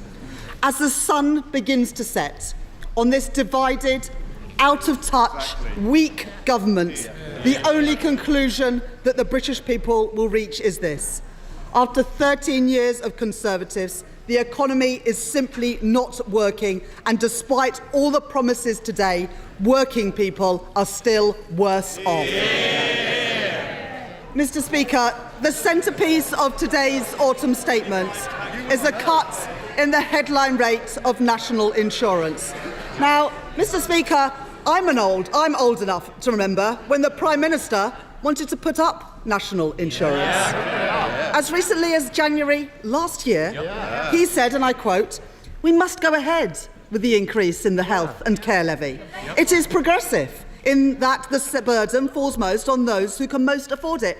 Utter nonsense. It was a tax on working people, and we opposed it for that very reason. Yet again, the Prime Minister is left arguing against himself. In response to last year's autumn statement, I warned that the government was pickpocketing working people through stealth taxes. I have long argued that taxes on working people are too high. Indeed, I said in my conference speech that I want them to be lower. From their failure to uprate income tax or national insurance bans, to forcing councils to raise council tax, the Conservatives have pushed the costs of their failure onto others. But the British people won't be taken for fools. They know that what has been announced today owes more to the cynicism of a party desperate to cling onto power than the real priorities of this high-tax, low-growth Conservative government. So I think that we can forgive taxpayers for not celebrating when they see the truth behind today's announcements. Going into this statement, the government had already put in place tax increases worth the equivalent of a 10p increase in national insurance. So today's 2p cut will not remotely compensate for the tax increases already put in place by this Conservative government. The fact is that taxes will be higher at the next election than they were at the last. This is the legacy of the Conservatives, and that, Mr. Speaker, is their record. Mr. Speaker, the Chancellor and Prime Minister have spent the last 2 weeks marching their MPs up a hill, only to march them down again on inheritance tax. Now, let's not forget, when they realised that they had money to spend, Kearns, I've had you chirping all the way through. Either go and get yourself that cup of tea or be quiet. Rachel Willis. When they realised that they had money to spend, this government's first instinct was a tax cut for millionaires. But in the end, even they realised that they couldn't get away with it in the middle of a cost of living crisis. So can the Chancellor tell the House today, is cutting inheritance tax a decision delayed or a decision abandoned? This autumn statement for growth is now the 11th Conservative economic growth plan, from the 5th Prime Minister, the 7th Chancellor and the 9th Business Secretary. And what do those numbers add up to? According to the most recent GDP data, a big fat zero. That's zero growth in the most recent data in the third quarter of this year. Now, the Chancellor mentioned some countries that we are outperforming in growth, but I couldn't help notice that he failed to mention any of the many advanced economies that have grown faster than the UK. Over the last 13 years of this low-growth Conservative government, the UK languishes in the bottom third of OECD countries when it comes to growth. There are 27 OECD economies that have grown faster than us in the 13 years since 2010, including the US, Australia, Canada, Sweden, Slovenia, and 22 others. In fact, over the next 2 years, no fewer than 177 economies are forecast by the IMF to grow faster than the UK. Sorry. Don't bother me, Mr. Speaker. Oh, it bothers me. I'm not being funny. I expect the same courtesies to the Shadow Chancellor of the Exchequer. Those who wish to not give that courtesy, please go and find something else to do, because my constituents are interested, yours aren't. Rachel Willis. And next year, Mr. Speaker, we are forecast to be the slowest growing economy in the whole of the G7. When it comes to economic growth, under the Tories, we are more world-following than world-beating.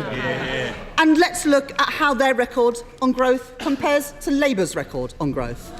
Under the Conservatives, GDP growth has averaged 1.5% per year.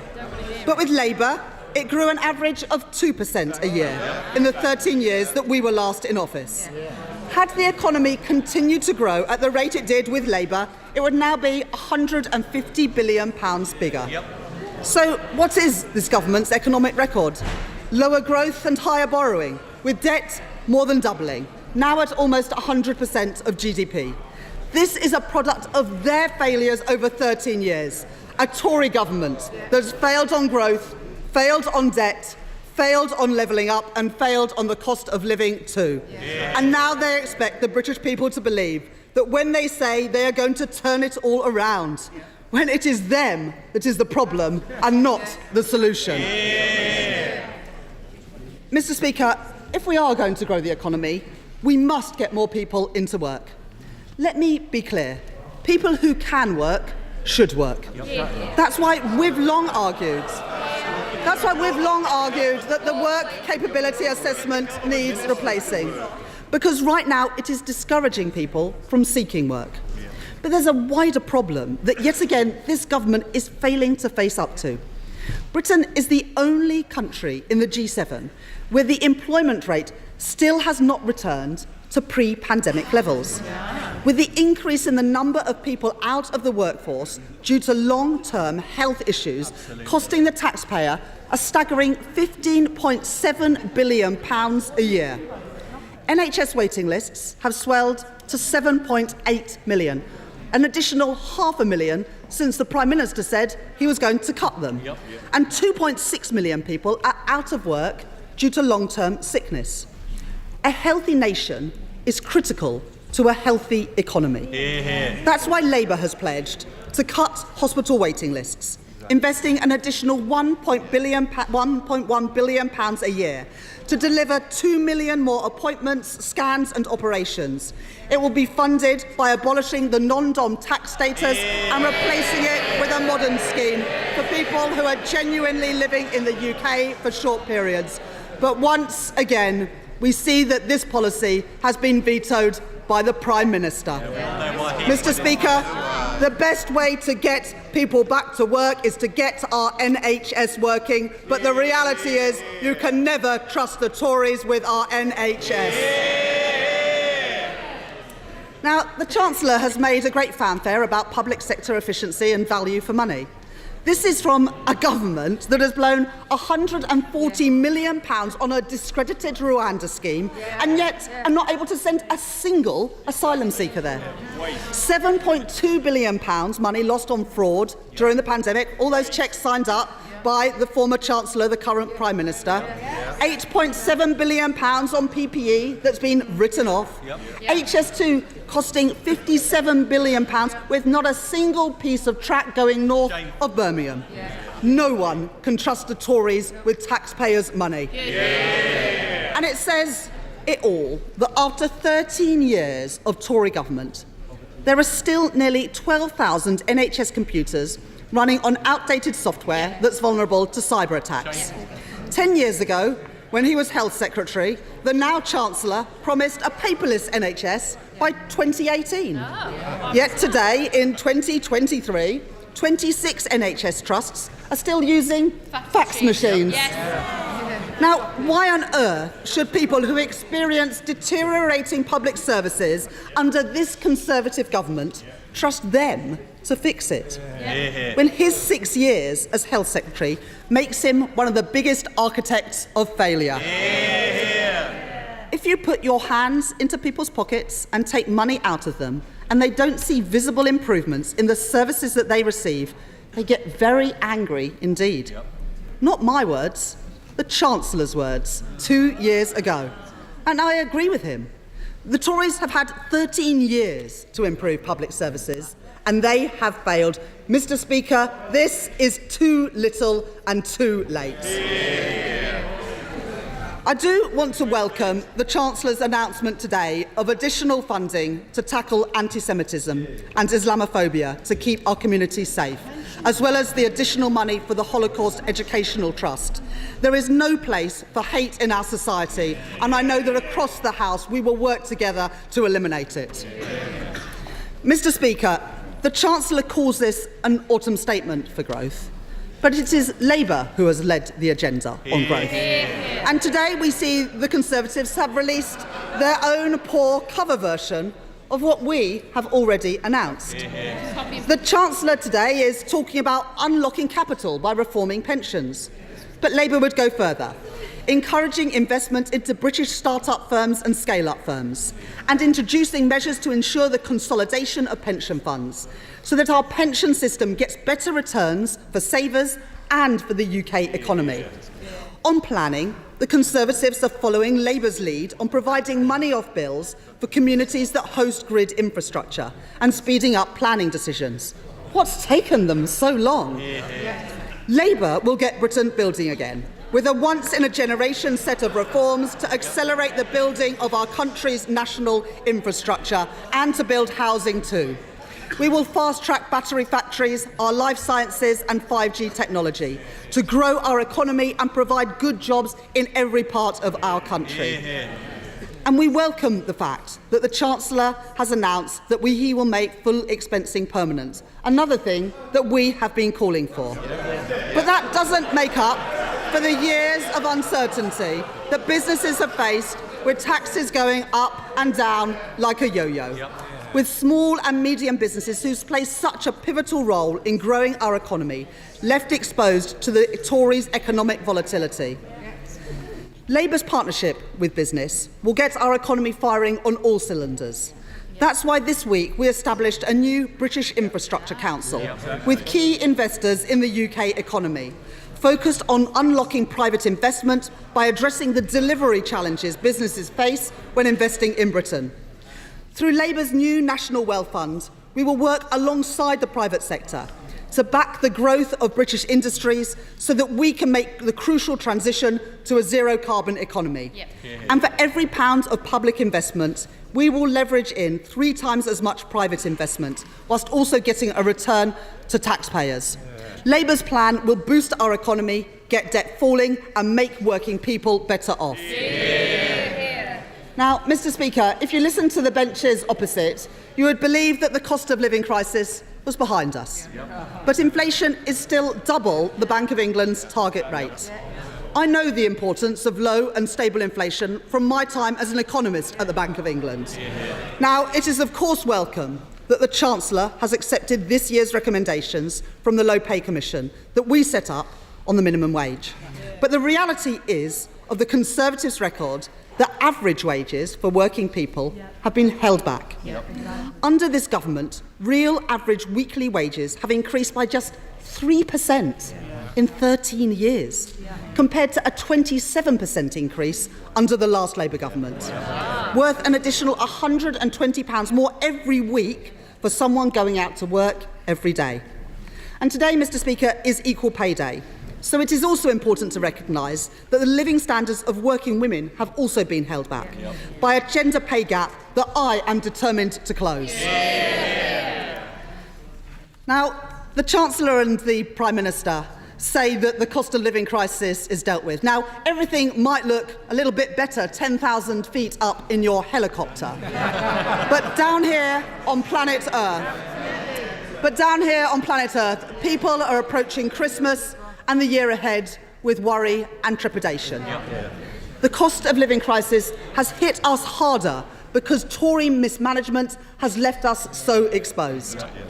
11 million UK households don't have enough savings to cover 3 weeks of living expenses if they needed it. Working families have been skating on thin ice for too long. And as their resilience has been eroded, so has our national economies. Let's not forget, it was this government that oversaw the closure of our critical gas storage facilities, which left our country more exposed to the huge fluctuations in international energy markets. While the former Prime Minister, that's 4 Prime Ministers ago, cut energy efficiency programmes leading to higher bills for homeowners. And just last year, we saw the true cost of the Conservatives when their kamikaze budget crashed the economy, leading to market turmoil, pensions put in peril, and a spike in interest rates. 1.6 million families will see their mortgage deals end this year.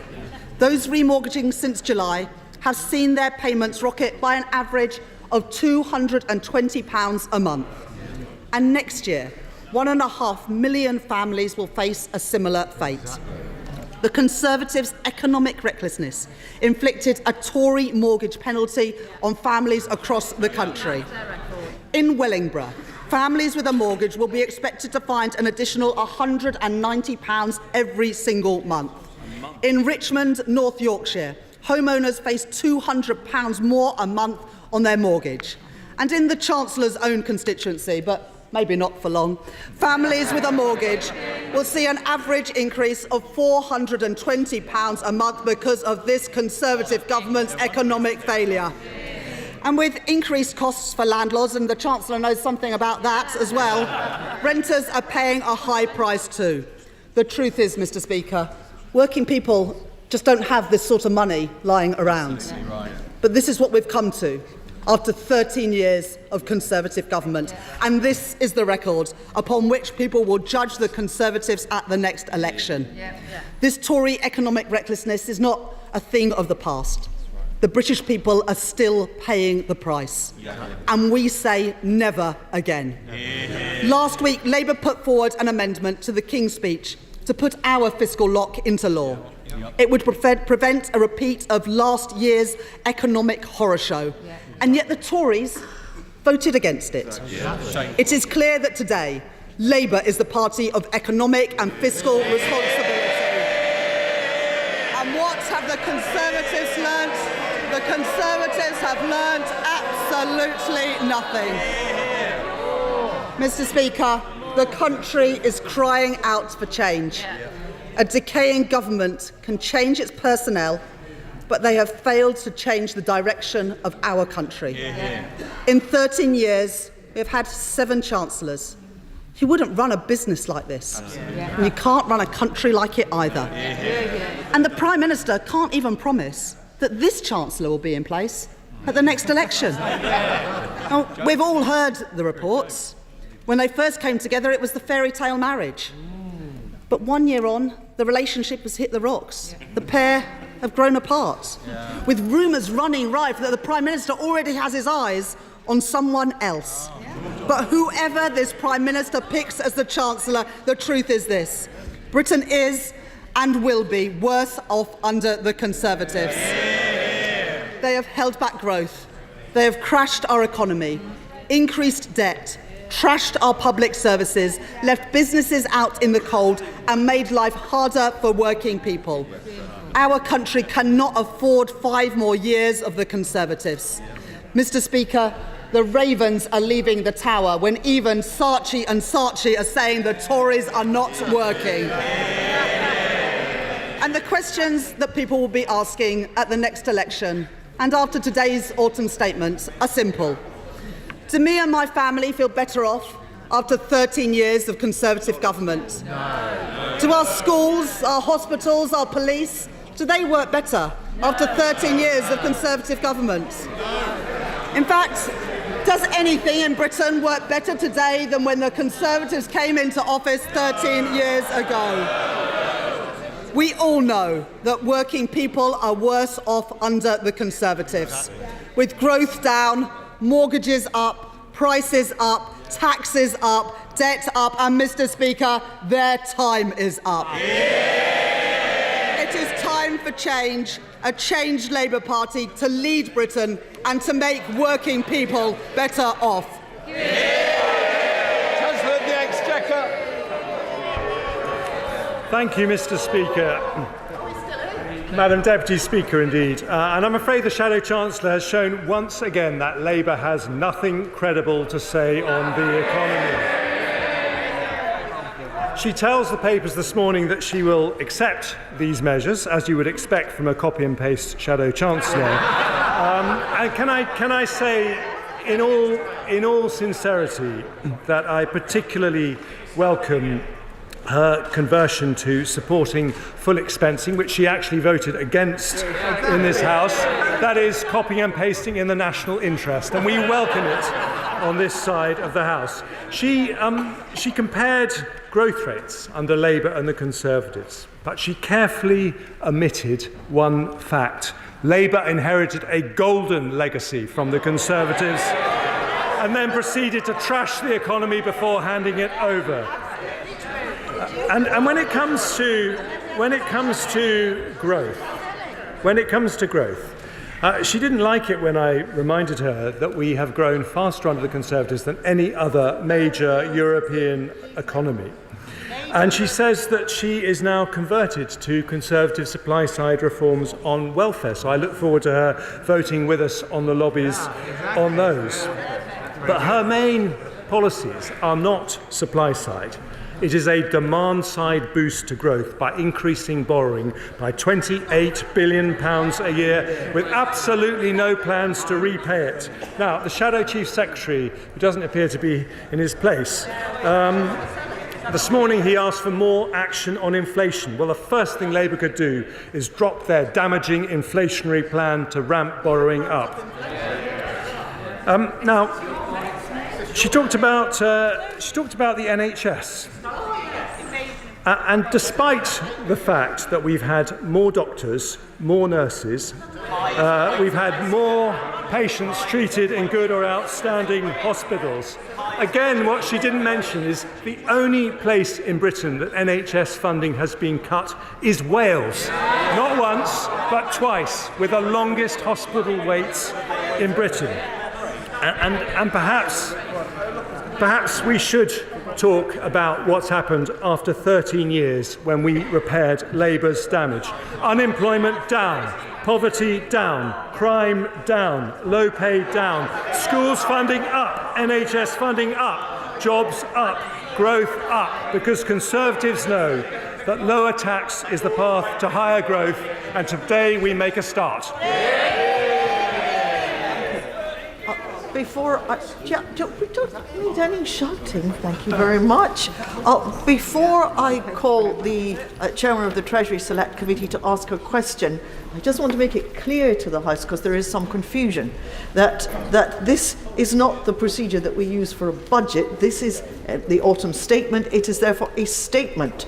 So the point that we're at right now is the taking of questions to the Chancellor of the Exchequer.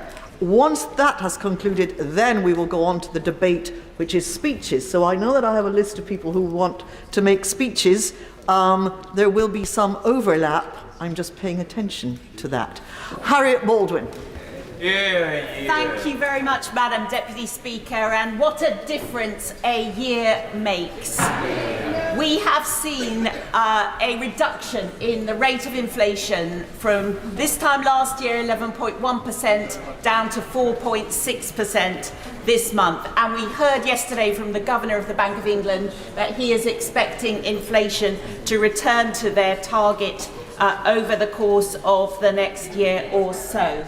I was interested to hear that there are 110 measures in the announcements today that will drive growth in the UK economy. I welcome the fact that the Office for Budget Responsibility is now forecasting that this year we will see growth in the UK economy, in contrast to their forecast this time last year of a recession. And the committee looks forward to examining those 110 growth measures in detail next week when we hear from both the Office for Budget Responsibility and from the Chancellor himself. But for my question, may I ask the Chancellor if he could tell the House overall how much his measures will improve growth and how much they have helped drive down inflation over the course of next year. Chancellor. Well, I thank my honourable friend who speaks very wisely about the economy from her position chairing the Treasury Select Committee. So the OBR are very specific about that. They say that the measures that I take today will permanently increase GDP by 0.3%. The measures I took in the spring budget will permanently increase GDP by 0.2%. So taken together, those measures will increase GDP by 0.5%. SNP spokesman Drew Hendrick. Thank you, Madam Deputy Speaker. And can I thank the Chancellor for advance sight of his redactions? Madam Deputy Speaker, the Chancellor wants you to think he's pulled a rabbit out of the hat today, but actually all he's done is pulled the wool over many people's eyes. Things are still getting worse for people. Inflation is still more than double the target that it should be, and that means prices and costs for people in their homes are still going up day by day. The cost of living still goes on, and people need help now. The economy, far from the cry from the Chancellor, is stagnating. It is not growing at the moment by anything more than a sliver of a percentage just now, and that is on his watch. The Chancellor in this statement is trying to take credit for things that he should be doing anyway, that they promised to do, or indeed things that they've already done and they're now taking backward steps on, which I'll come to more in a second. The energy price cap goes up tomorrow. It's scheduled to go up again in January. Costs are going to continue to increase for people. So when welcoming some of the small measures, like the issues, the things around the support for veterans, the National Insurance Class 2 abolition, and indeed one of the significant measures for business in terms of the full expensing and making that permanent, the rest of this really doesn't bear the kind of scrutiny that I hope it will get from the proper analysts over the next few days. Madam Deputy Speaker, as I said, the burden is still high for people. The tax burden in the UK is still the highest it's been in 7 years. The Institute for Fiscal Studies have pointed out that tax is higher than 3 years ago, even after these measures from the Chancellor today. In reality, they don't go nearly far enough to cover the cost of living crisis faced by people across the nations of the UK.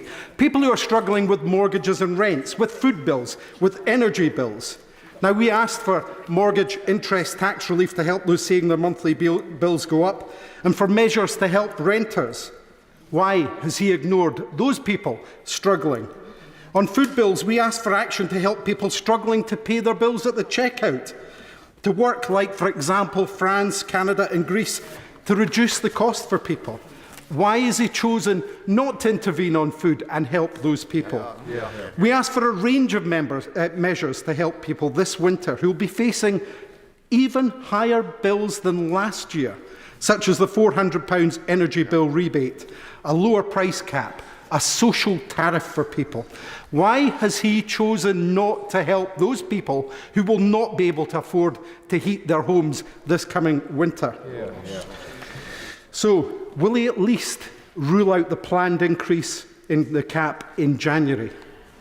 We asked for him to commit to increasing working age benefits in line with inflation next year. Will he commit to doing that? But once again, he's chosen to punish the most vulnerable with these welfare changes. The nasty party is back in business for good. Not supporting people is a choice, and we all know what that choice is for this government. This government is on the record as working to the principle of let people die. We wanted to hear about VAT cuts for tourism and hospitality, about how to get skilled workers now to fill our vacancies, but he's chosen to ignore these stresses on our sectors. We've asked him to lay off the Scotch whisky industry, and it's good that he's frozen the duty, but there's an enormous pause for this one.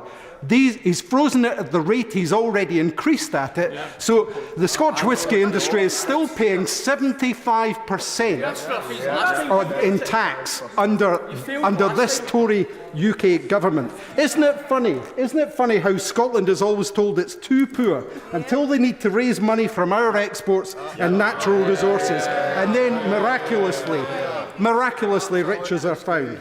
We asked him to invest in net zero, and he's made some announcements today. But again, when you work down all of his green investment plans and what he calls green energy, I think we'll find that most of that money will go into nuclear, the white elephant of the energy sector just now. It is an absolute, as my honourable friend says, a shambles. We asked him to match the £500 million energy transition fund for the north east of Scotland. He's chosen to ignore that. He's chosen to ignore these opportunities, highlighting again why we need the full powers of independence in Scotland.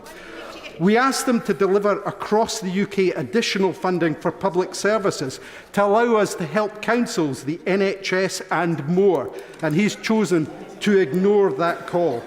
As I said, he's chosen not to help people who are struggling with the cost of living crisis. He could have helped mortgage and rent payers. He could have helped those struggling to pay for food. He could have helped those with their energy bills.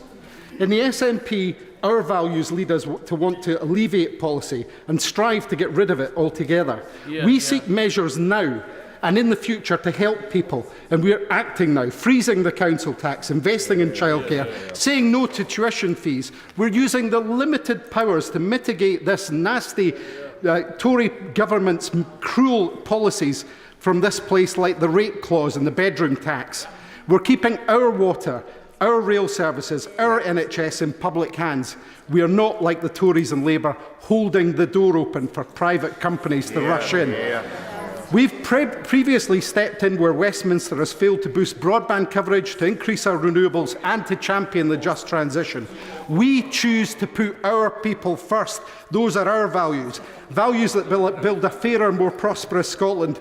The Scottish Government has taken the steps it can to help alleviate the worst impacts of poverty, offering people a degree of stability through the council tax freeze and a cap on rent increases. We would do more, but the fiscal powers needed are currently in this Chancellor's hands. We would choose to help. Today he had the power to help people, to lift a finger, to right some of the wrongs of this government that he's inflicted upon them. But people aren't this government's priority. We know who goes through their priority lanes. Why is this UK government fixated on tents when they should be worried about rents? They have little to offer Scotland. Our route out the chaos that Westminster has created and the permanent austerity of the cost of living nightmare that people are having to endure. And the way out of that for us is through independence and rejoining the EU. We must have that choice. Chancellor. Thank you, Madam Deputy Speaker. I think he prepared his comments for the autumn statement he wanted me to deliver, not the one that I actually delivered. I mean, for example, he complained about the tax burden being the highest for 7 years. But what he didn't say was that in Westminster we've taken difficult decisions and cut taxes. In Scotland, the SNP ran out of money and had to raise them. He talked about punishing the most vulnerable. And just look at the measures. He talked about renters and didn't mention that we have increased the local housing allowance, which will mean £800 of help to 1.6 million of our poorest people. He didn't mention the fact that we've increased benefits by 6.7%, that is double next year's expected inflation, increased the state pension through the triple lock by 8.5%, that's nearly 3 times next year's predicted inflation.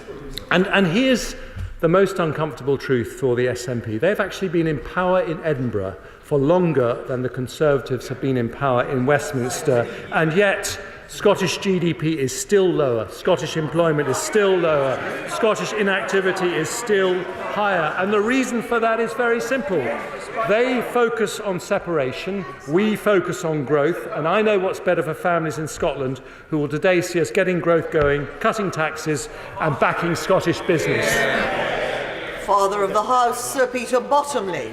The Citizens Advice Office covering my constituency will be grateful that the local housing allowance has been changed. The people who supply drink and drinkers will be pleased that alcohol duty is at least being frozen, at least for the time being, which will help both drinkers and not increase inflation. I'm glad that the Chancellor has pointed out to the Shadow Chancellor that the only time Labour did really well was when they obeyed the Conservative rules in 1998 and 1990, before they let go the valves and drove the economy into a stage where when we took over, they were spending £4 for every £3 brought in revenue to the government. Can I ask the Chancellor not to respond today, but in time, to the injustice to 500,000 pensioners overseas? Anne Puckridge, born 5 years before the Chancellor's father, who served in intelligence in the Navy, the Army and the RAF during the war, retired to Calgary on a pension of £72. It's still £72 instead of £156. That's an injustice which does need attention, and I hope she will get it, and we will have proposals which we can change this bad situation. Chancellor. Well, can I thank the Father of House for his comments, and I will look into the issue of overseas pensioners as he requested, and if I may, I will write back to him about it, or I'm happy to talk to him about it. And can I also thank him for his comments about what happened in 1997, because then, as now, the Labour Party was trying to say that their economic policies are basically the same as the Conservatives, but the reality was quite different. And because they didn't fix the roof while the sun was shining, the recession after the financial crisis was much worse. Dame Angela Eagle. Madam Deputy Speaker, the Chancellor didn't mention the freeze to tax thresholds in his autumn statement, which is due in the next 6 years to rake in £52 billion. Was that an omission, or is he leaving the freeze in place? Chancellor. Well, I've never hidden the fact that we took difficult decisions a year ago, like freezing the thresholds, in order to get borrowing under control, in order to tackle inflation.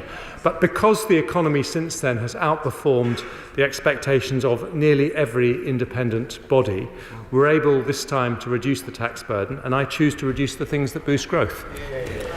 Sir John Redwood. I've declared my business interest. I welcome the measures in the statement to promote more investment and more growth are absolutely vital. We have lost around 800,000 self-employed since February 2020. National insurance will help a bit, but will he look again at IR35 and the way it prevents them expanding their businesses and getting contracts? And on the growth of small businesses, again, welcome measures, but the VAT threshold does act as a very strong disincentive to expand your business when you get to a certain point. Chancellor. Well, look, I would like to thank him. I've had extensive discussions with him in the run-up to this autumn statement, and many discussions about the self-employed. And indeed, it was partly his advocacy of the role of the self-employed that made me enthusiastic to make the national insurance changes that I was able to make. I hear what he says about IR35. We took the decision we did partly because of concerns over avoidance. I'm happy to look at that again. And when it comes to the VAT threshold, he and many other colleagues have made the same point. We do have the highest VAT threshold of any major European country, and indeed of any G7 country. But there is always this issue of the cliff edge, and he's right to draw my attention to it. Dame Meg Hillier. Thank you, Madam Deputy Speaker. Madam Deputy Speaker, can the Chancellor confirm that living standards will drop by 3% in the next year? Chancellor. What I can confirm to the Right Honourable Lady is that a year ago they were predicted to fall by 3.7%, and now the OBR say they will increase this year by 2.5%. Alberto Costa. Madam Deputy Speaker, the people of Blaby and Glenparva were listening attentively to this welcome autumn statement. They're going to the polls, Madam Deputy Speaker, on the 21st of December in 2 by-elections, a county council and a ward by-election.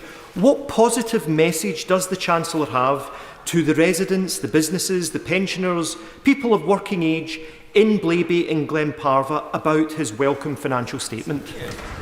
Chancellor. Well, what I'd say to the businesses in Blaby and Glenparva is that for every single small business, we have frozen business rates. We're rolling over 75% discount on business rates for every pub, restaurant and high street shop for another year, because we want to do everything to back small business, because they are the lifeblood of our communities. Sarah Olney. Thank you, Madam Deputy Speaker. This statement is a deception from the Chancellor after years of unfair tax hikes. Under this Conservative government, economic growth is flatlining and public services are on their knees. Now, this year, there are 400,000 people who are still on NHS waiting lists, having been on the NHS waiting list this time last year when the Chancellor last made his autumn statement. And these people have been cruelly let down. In that statement last year, the Chancellor said, "You don't need to choose either a strong economy or good public services." So will he look the British people in the eye and admit that he has given them neither? Chancellor. Well, I do think that she should be careful with her language, saying things like that. I'm very clear when it comes to growth. We have grown faster than any major European economy since 2010. Yes, whilst interest rates are higher as they need to be because we're bringing down inflation, growth is more subdued. But if you listen to, for example, the IMF, who are independent commentators, they say that when we have got inflation back down to target, we will have higher growth than France, Italy and Germany. And when it comes to the NHS, we put an extra £3.3 billion into the NHS budget in the autumn statement last year. With doctors' strikes happening for most of the period since then, it has been very difficult to make progress on waiting lists, and I hope she would address her comments to those doctors if she's going to be consistent. Jesse Norman. Thank you very much indeed. It's a pleasure to speak for the first time with backbenchers for a while. Madam Deputy Speaker, may I massively welcome the budget and particularly the emphasis that the Chancellor has given to skills and the superb work that's being done by the DFE at the same time. In Herefordshire, we worry about the pollution in our River Wye. Could I ask him to consider talking further with the Secretary of State for DEFRA in order to think about whether some package may not be put in place to support the long-term improvement of that river? Chancellor. Well, can I congratulate my right honourable friend on his sterling work as a government minister and say to him that when it comes to pollution in the River Wye, he will know that the government has made changes requiring the water companies to do over £50 billion of investment in the years ahead, but he, like me, wants to see faster progress, and I will happily give him any support I can. Sir Stephen Timms. Thank you, Madam Deputy Speaker. I welcome the Chancellor's announcement on benefit uprating, not as he claimed a mark of compassion, but at least delivering the essential minimum, and I congratulate the Secretary of State on achieving that. For the last 3 years, the Household Support Fund has enabled local councils to provide a very important safety net for families facing the greatest hardship. Will there be a Household Support Fund next year? Chancellor. Yes, there will. Bob Blackman. Thank you, Madam Deputy Speaker.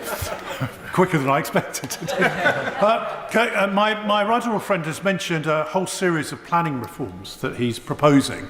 One of the problems that local authorities have up and down the country is a lack of planning officers to actually determine those planning applications, and it will clearly take time to train and recruit new people. One of the risks that he fulfills is of the premium service for large-scale developments. There is a risk that that will mean planning officers switch to those roles rather than determining the day-to-day planning applications. Does my right honourable friend understand that we'll need to recruit more people? Does this need legislation? And what is the time frame for him introducing these changes? Chancellor. Well, he asks a very important question, and I want to assure him that I've had extensive discussions with the Community Secretary to make sure that we implement these reforms in a way that doesn't lead to unintended consequences. But the most important thing is that by saying for the biggest applications, they are able to have full cost recovery with respect to local councils, we can start to get more resources that mean we train up more planning officers and we avoid delays, not just for the bigger applications, but for all of them. Abena Opongasari. Thank you, Madam Deputy Speaker. Does the Chancellor agree that the Prime Minister was wrong last year to increase national insurance, try and increase national insurance? Yeah. Chancellor. What I would say to the Honourable Lady is what the Prime Minister wanted to do then is what he has delivered as Prime Minister, which is find a way to deliver extra funding to the NHS. But what we as Conservatives believe is that taxing the economy more lightly will lead to higher growth, and that will mean that we can fund our public services better. Sir Geoffrey Clifton-Brown. Thank you, Madam Deputy Speaker. I'm sure the people of the Cotswolds will welcome enormously many of the measures in this budget.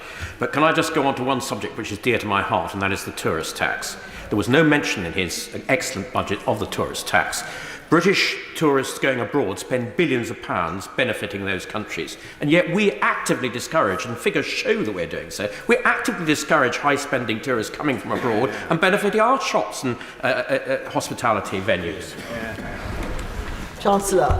Can I reassure my right honourable friends that we want to do everything possible to make our tourism and our retail industry competitive, and we want to encourage international visitors.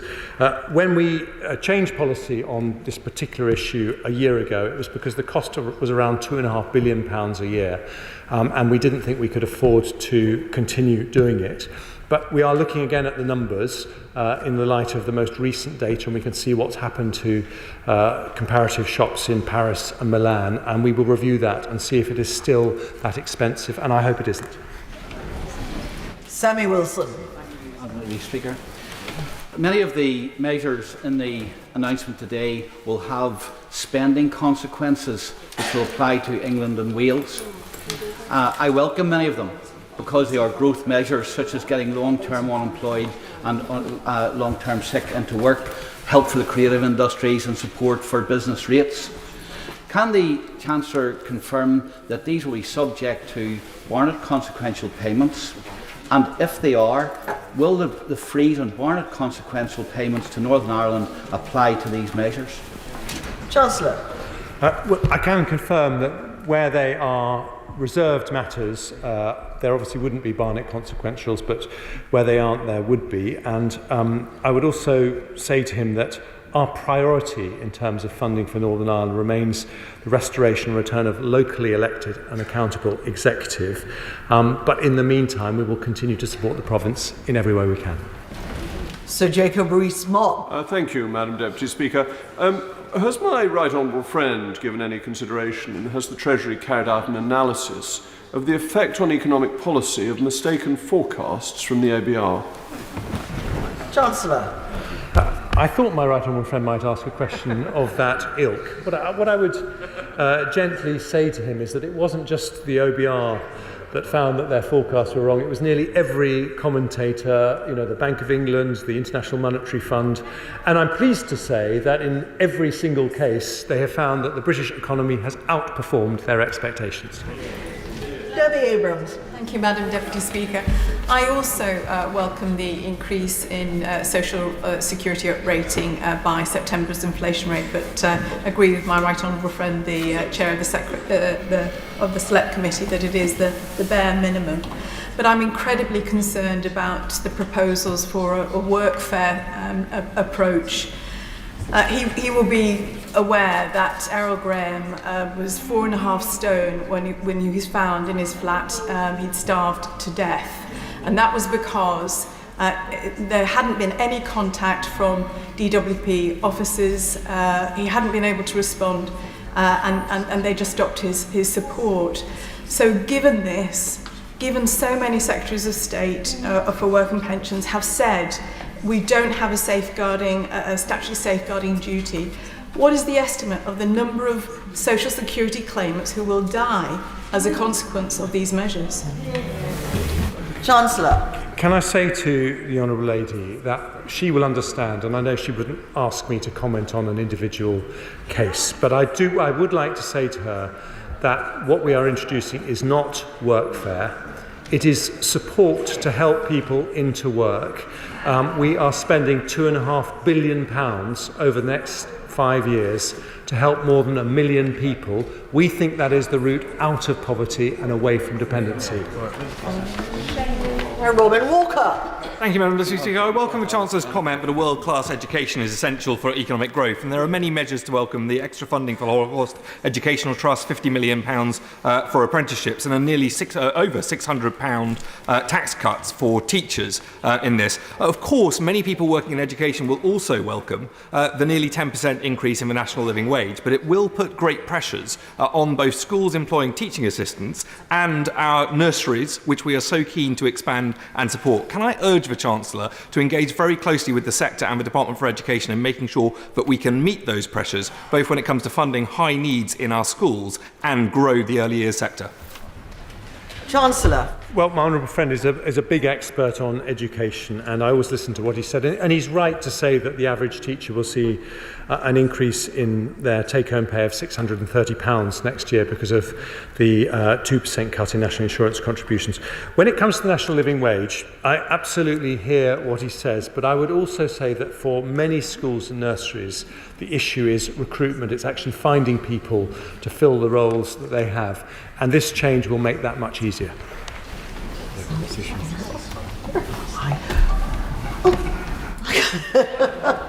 Well, this is getting exciting. Gavin Newlands. Thank you very much, Madam Deputy Speaker. The Chancellor mentioned support for carbon capture, storage and hydrogen, and the Prime Minister earlier spoke of support for the oil and gas sector.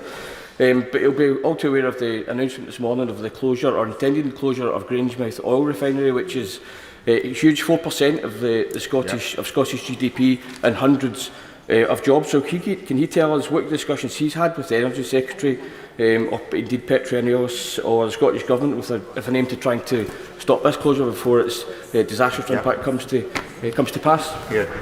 Chancellor. Well, we're obviously monitoring the situation extremely carefully, but I do want to say to him that it is our priority to support the oil and gas and refinery industries. We made some big changes to do that, and we would welcome support from all sides of the House in doing so. John Barrett. Deputy Speaker, I commend the Chancellor for the compassion and enterprise incentives that shine through this statement. I thank him also for the UK retail disclosure framework. I haven't seen the detail, but also the promise of an SI to resolve the legislative issues with cost disclosure for investment companies. Can he assure me that this will correct the overzealous regulation, which is making investment companies look unduly expensive and thereby restricting investment? Chancellor. Well, I've had many discussions with him on this issue, and he's absolutely right. There is a danger with overzealous regulation that people are focused more on cost and not on performance, and like him I want to resolve the issue. Barbara Keeley.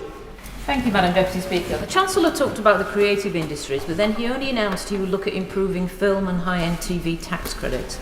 But the cultural tax reliefs continue to help our orchestras, theatres, museums and galleries to survive, and they protect jobs. Now, Budget 2023 extended the uplifted rate of relief until March 2024, after which it tapers. The budget sadly also introduced some changes which would limit what cultural organisations can claim for. Orchestra tax relief is a critical source of income. Without it, some orchestras are saying they could fold, losing musicians' jobs. So will the Chancellor look not just at film and high-end TV tax credit, but all the cultural tax reliefs and how they can continue to support jobs in our creative industries? Chancellor. Well, having only just delivered the autumn statement, I don't want to preempt what might be in the spring budget, but there will be another fiscal event before the end of the financial year in which all these events will be looked at. And with respect to orchestras in particular, who I think are fantastically important for our cultural landscape, I would just say that the typical person playing in an orchestra is going to get £450 increase in post-tax pay next year, and that will help them greatly. Thank you, Madam Deputy Speaker. Can I congratulate my right honourable friend on his statement that will make a significant difference to investment levels, employment and to living costs, recognising that it's all within the context of the cost of COVID as well as the energy shock that the conflict in Ukraine brought about. That's something we often forget about. But can I also pass on the appreciation of the beer and pub sector to my right honourable friend? Freezing duty and continuing the reduction in business rates is just exactly what the sector asked for, and is an early Christmas present to so many of us who want to celebrate in great style as we approach the festive season. Will my right honourable friend please continue to engage with the sector, listening to what they have to say, so that they can also share their investment ambitions as well? Chancellor. I commit to my right honourable friend. I won't just continue to engage with the sector, I will continue to enjoy the odd glass of Penderin, which is my favourite whisky. Clive Efford. Madam Deputy Speaker, can you confirm after today's tax cuts we still will have the highest tax burden for 70 years when we go into the next general election, up £4,000 per household, on pre-pandemic levels. Chancellor. What I can confirm to the honourable gentleman is that after today's measures, we will have the lowest income tax burden for someone on average pay in the G7. That is lower than Japan, America, France, Germany or Italy or Canada. Vicky Ford. Thank you, Madam Deputy Speaker. The reason our economy is growing and not receding is due to investment, innovation and millions of hard-working individuals across the country, as well as a government that has focused on tackling inflation. Does he agree with me that on this side of the House we get it, that no country can spend its way to prosperity? Chancellor. She is absolutely right, because high inflation is destabilising for an economy. It stops businesses investing, it stops families spending, and it also causes misery to people who see the cost of their weekly shop go through the roof. And that's why it has been our #1 priority, and it would be great if it was the other side's too. Keir Mather. Thank you, Madam Deputy Speaker. It is frankly embarrassing that the Chancellor and the Prime Minister have spent this afternoon celebrating inflation staying 2% above target when families in my constituency in Selby and Ainsty face 10% food inflation every time they use the supermarket. What message does the Chancellor think his celebrations send to those hard-working families? Chancellor. Well, it's not celebrating that's halved inflation from 11.1% a year ago. It's hard work and difficult decisions, which unfortunately were mainly opposed by Labour. Scott Menton. Thank you, Madam Deputy Speaker. May I commend the Chancellor on his statement, which delivers for the people of Blackpool. 5,000 of my constituents will benefit from a boost to the national living wage. 12,000 pensioners in my constituency will be £900 per year better off, whilst those in work will of course be £450 better off through the cut to national insurance. Does the Chancellor agree that this is only possible because of the difficult long-term decisions this government have taken, an approach which stands in stark contrast to the tax, borrowing and spending offered by the opposition? Chancellor. Shadow Chancellor can't hear these things too many times because she loves copying and pasting our policies, and there's another one that she could merrily get copying and pasting, because here's the reason why my honourable friend from Blackpool is absolutely right. Let me tell you why. The reason is very straightforward, because we had an economic crisis thanks to the energy shock and the pandemic. Labour had an economic crisis because of what happened in the financial markets. The difference is we took tough decisions to bring back fiscal responsibility. They ducked every single one. Rachel Maskell. Madam Deputy Speaker, the biggest disparity in local housing allowance comes from the geography built around the broad rented market sector. So if we look at the way that's calculated, in York, £650 LHA, but on top of that, £983 for a property. It's not working. So will he review the BRMA? Well, I'm happy to discuss that matter with the DWP Secretary of State, and I recognise it's an issue that she has campaigned on very sincerely for some time. I would say, though, that the decision to increase the local housing allowance to the 30th percentile will help 1.6 million families with an extra £800, so I hope she also recognises it will make a difference. Greg Smith. Thank you, Madam Deputy Speaker. From tax cuts for 27 million workers, incentives for businesses to grow, support for pensioners and a continued lifeline for our great British pubs and pints, can I very much warmly welcome the good start my right honourable friend has made to reducing the tax burden as we recover from the pandemic and the energy shock. But can I particularly thank him for the recognition he's shown to the self-employed, not just by making Class 2 and 4 national insurance contributions fairer and reforming those, but for the signal that sends that just as the self-employed were an integral part of our recovery from the time the party opposite crashed the economy when they were last in government, we now need as many people as possible to take that step to start their own enterprise and help this country grow. Well, I couldn't agree with my honourable friend more, and the whole purpose of our approach is to make it easier for people who are prepared to take risks, to work hard, and there is no one who exemplifies those values better than the self-employed. And I would like to thank him for being one of this country's greatest defenders of the Great British Pint. Marsha de Cordova. Thank you, Madam Deputy Speaker. It really is a scandal that yet again disabled people are being punished for this government's economic failures, with today's announcements of more cruel and callous cuts on them, forcing them to work from home. Evidence shows that sanctions do not incentivise people to work. Instead, they are harmful and they are counterproductive. This plan will only further erode the social security safety net as a result of 13 years of austerity and the waged war against disabled people and the hostile environment. So does the Chancellor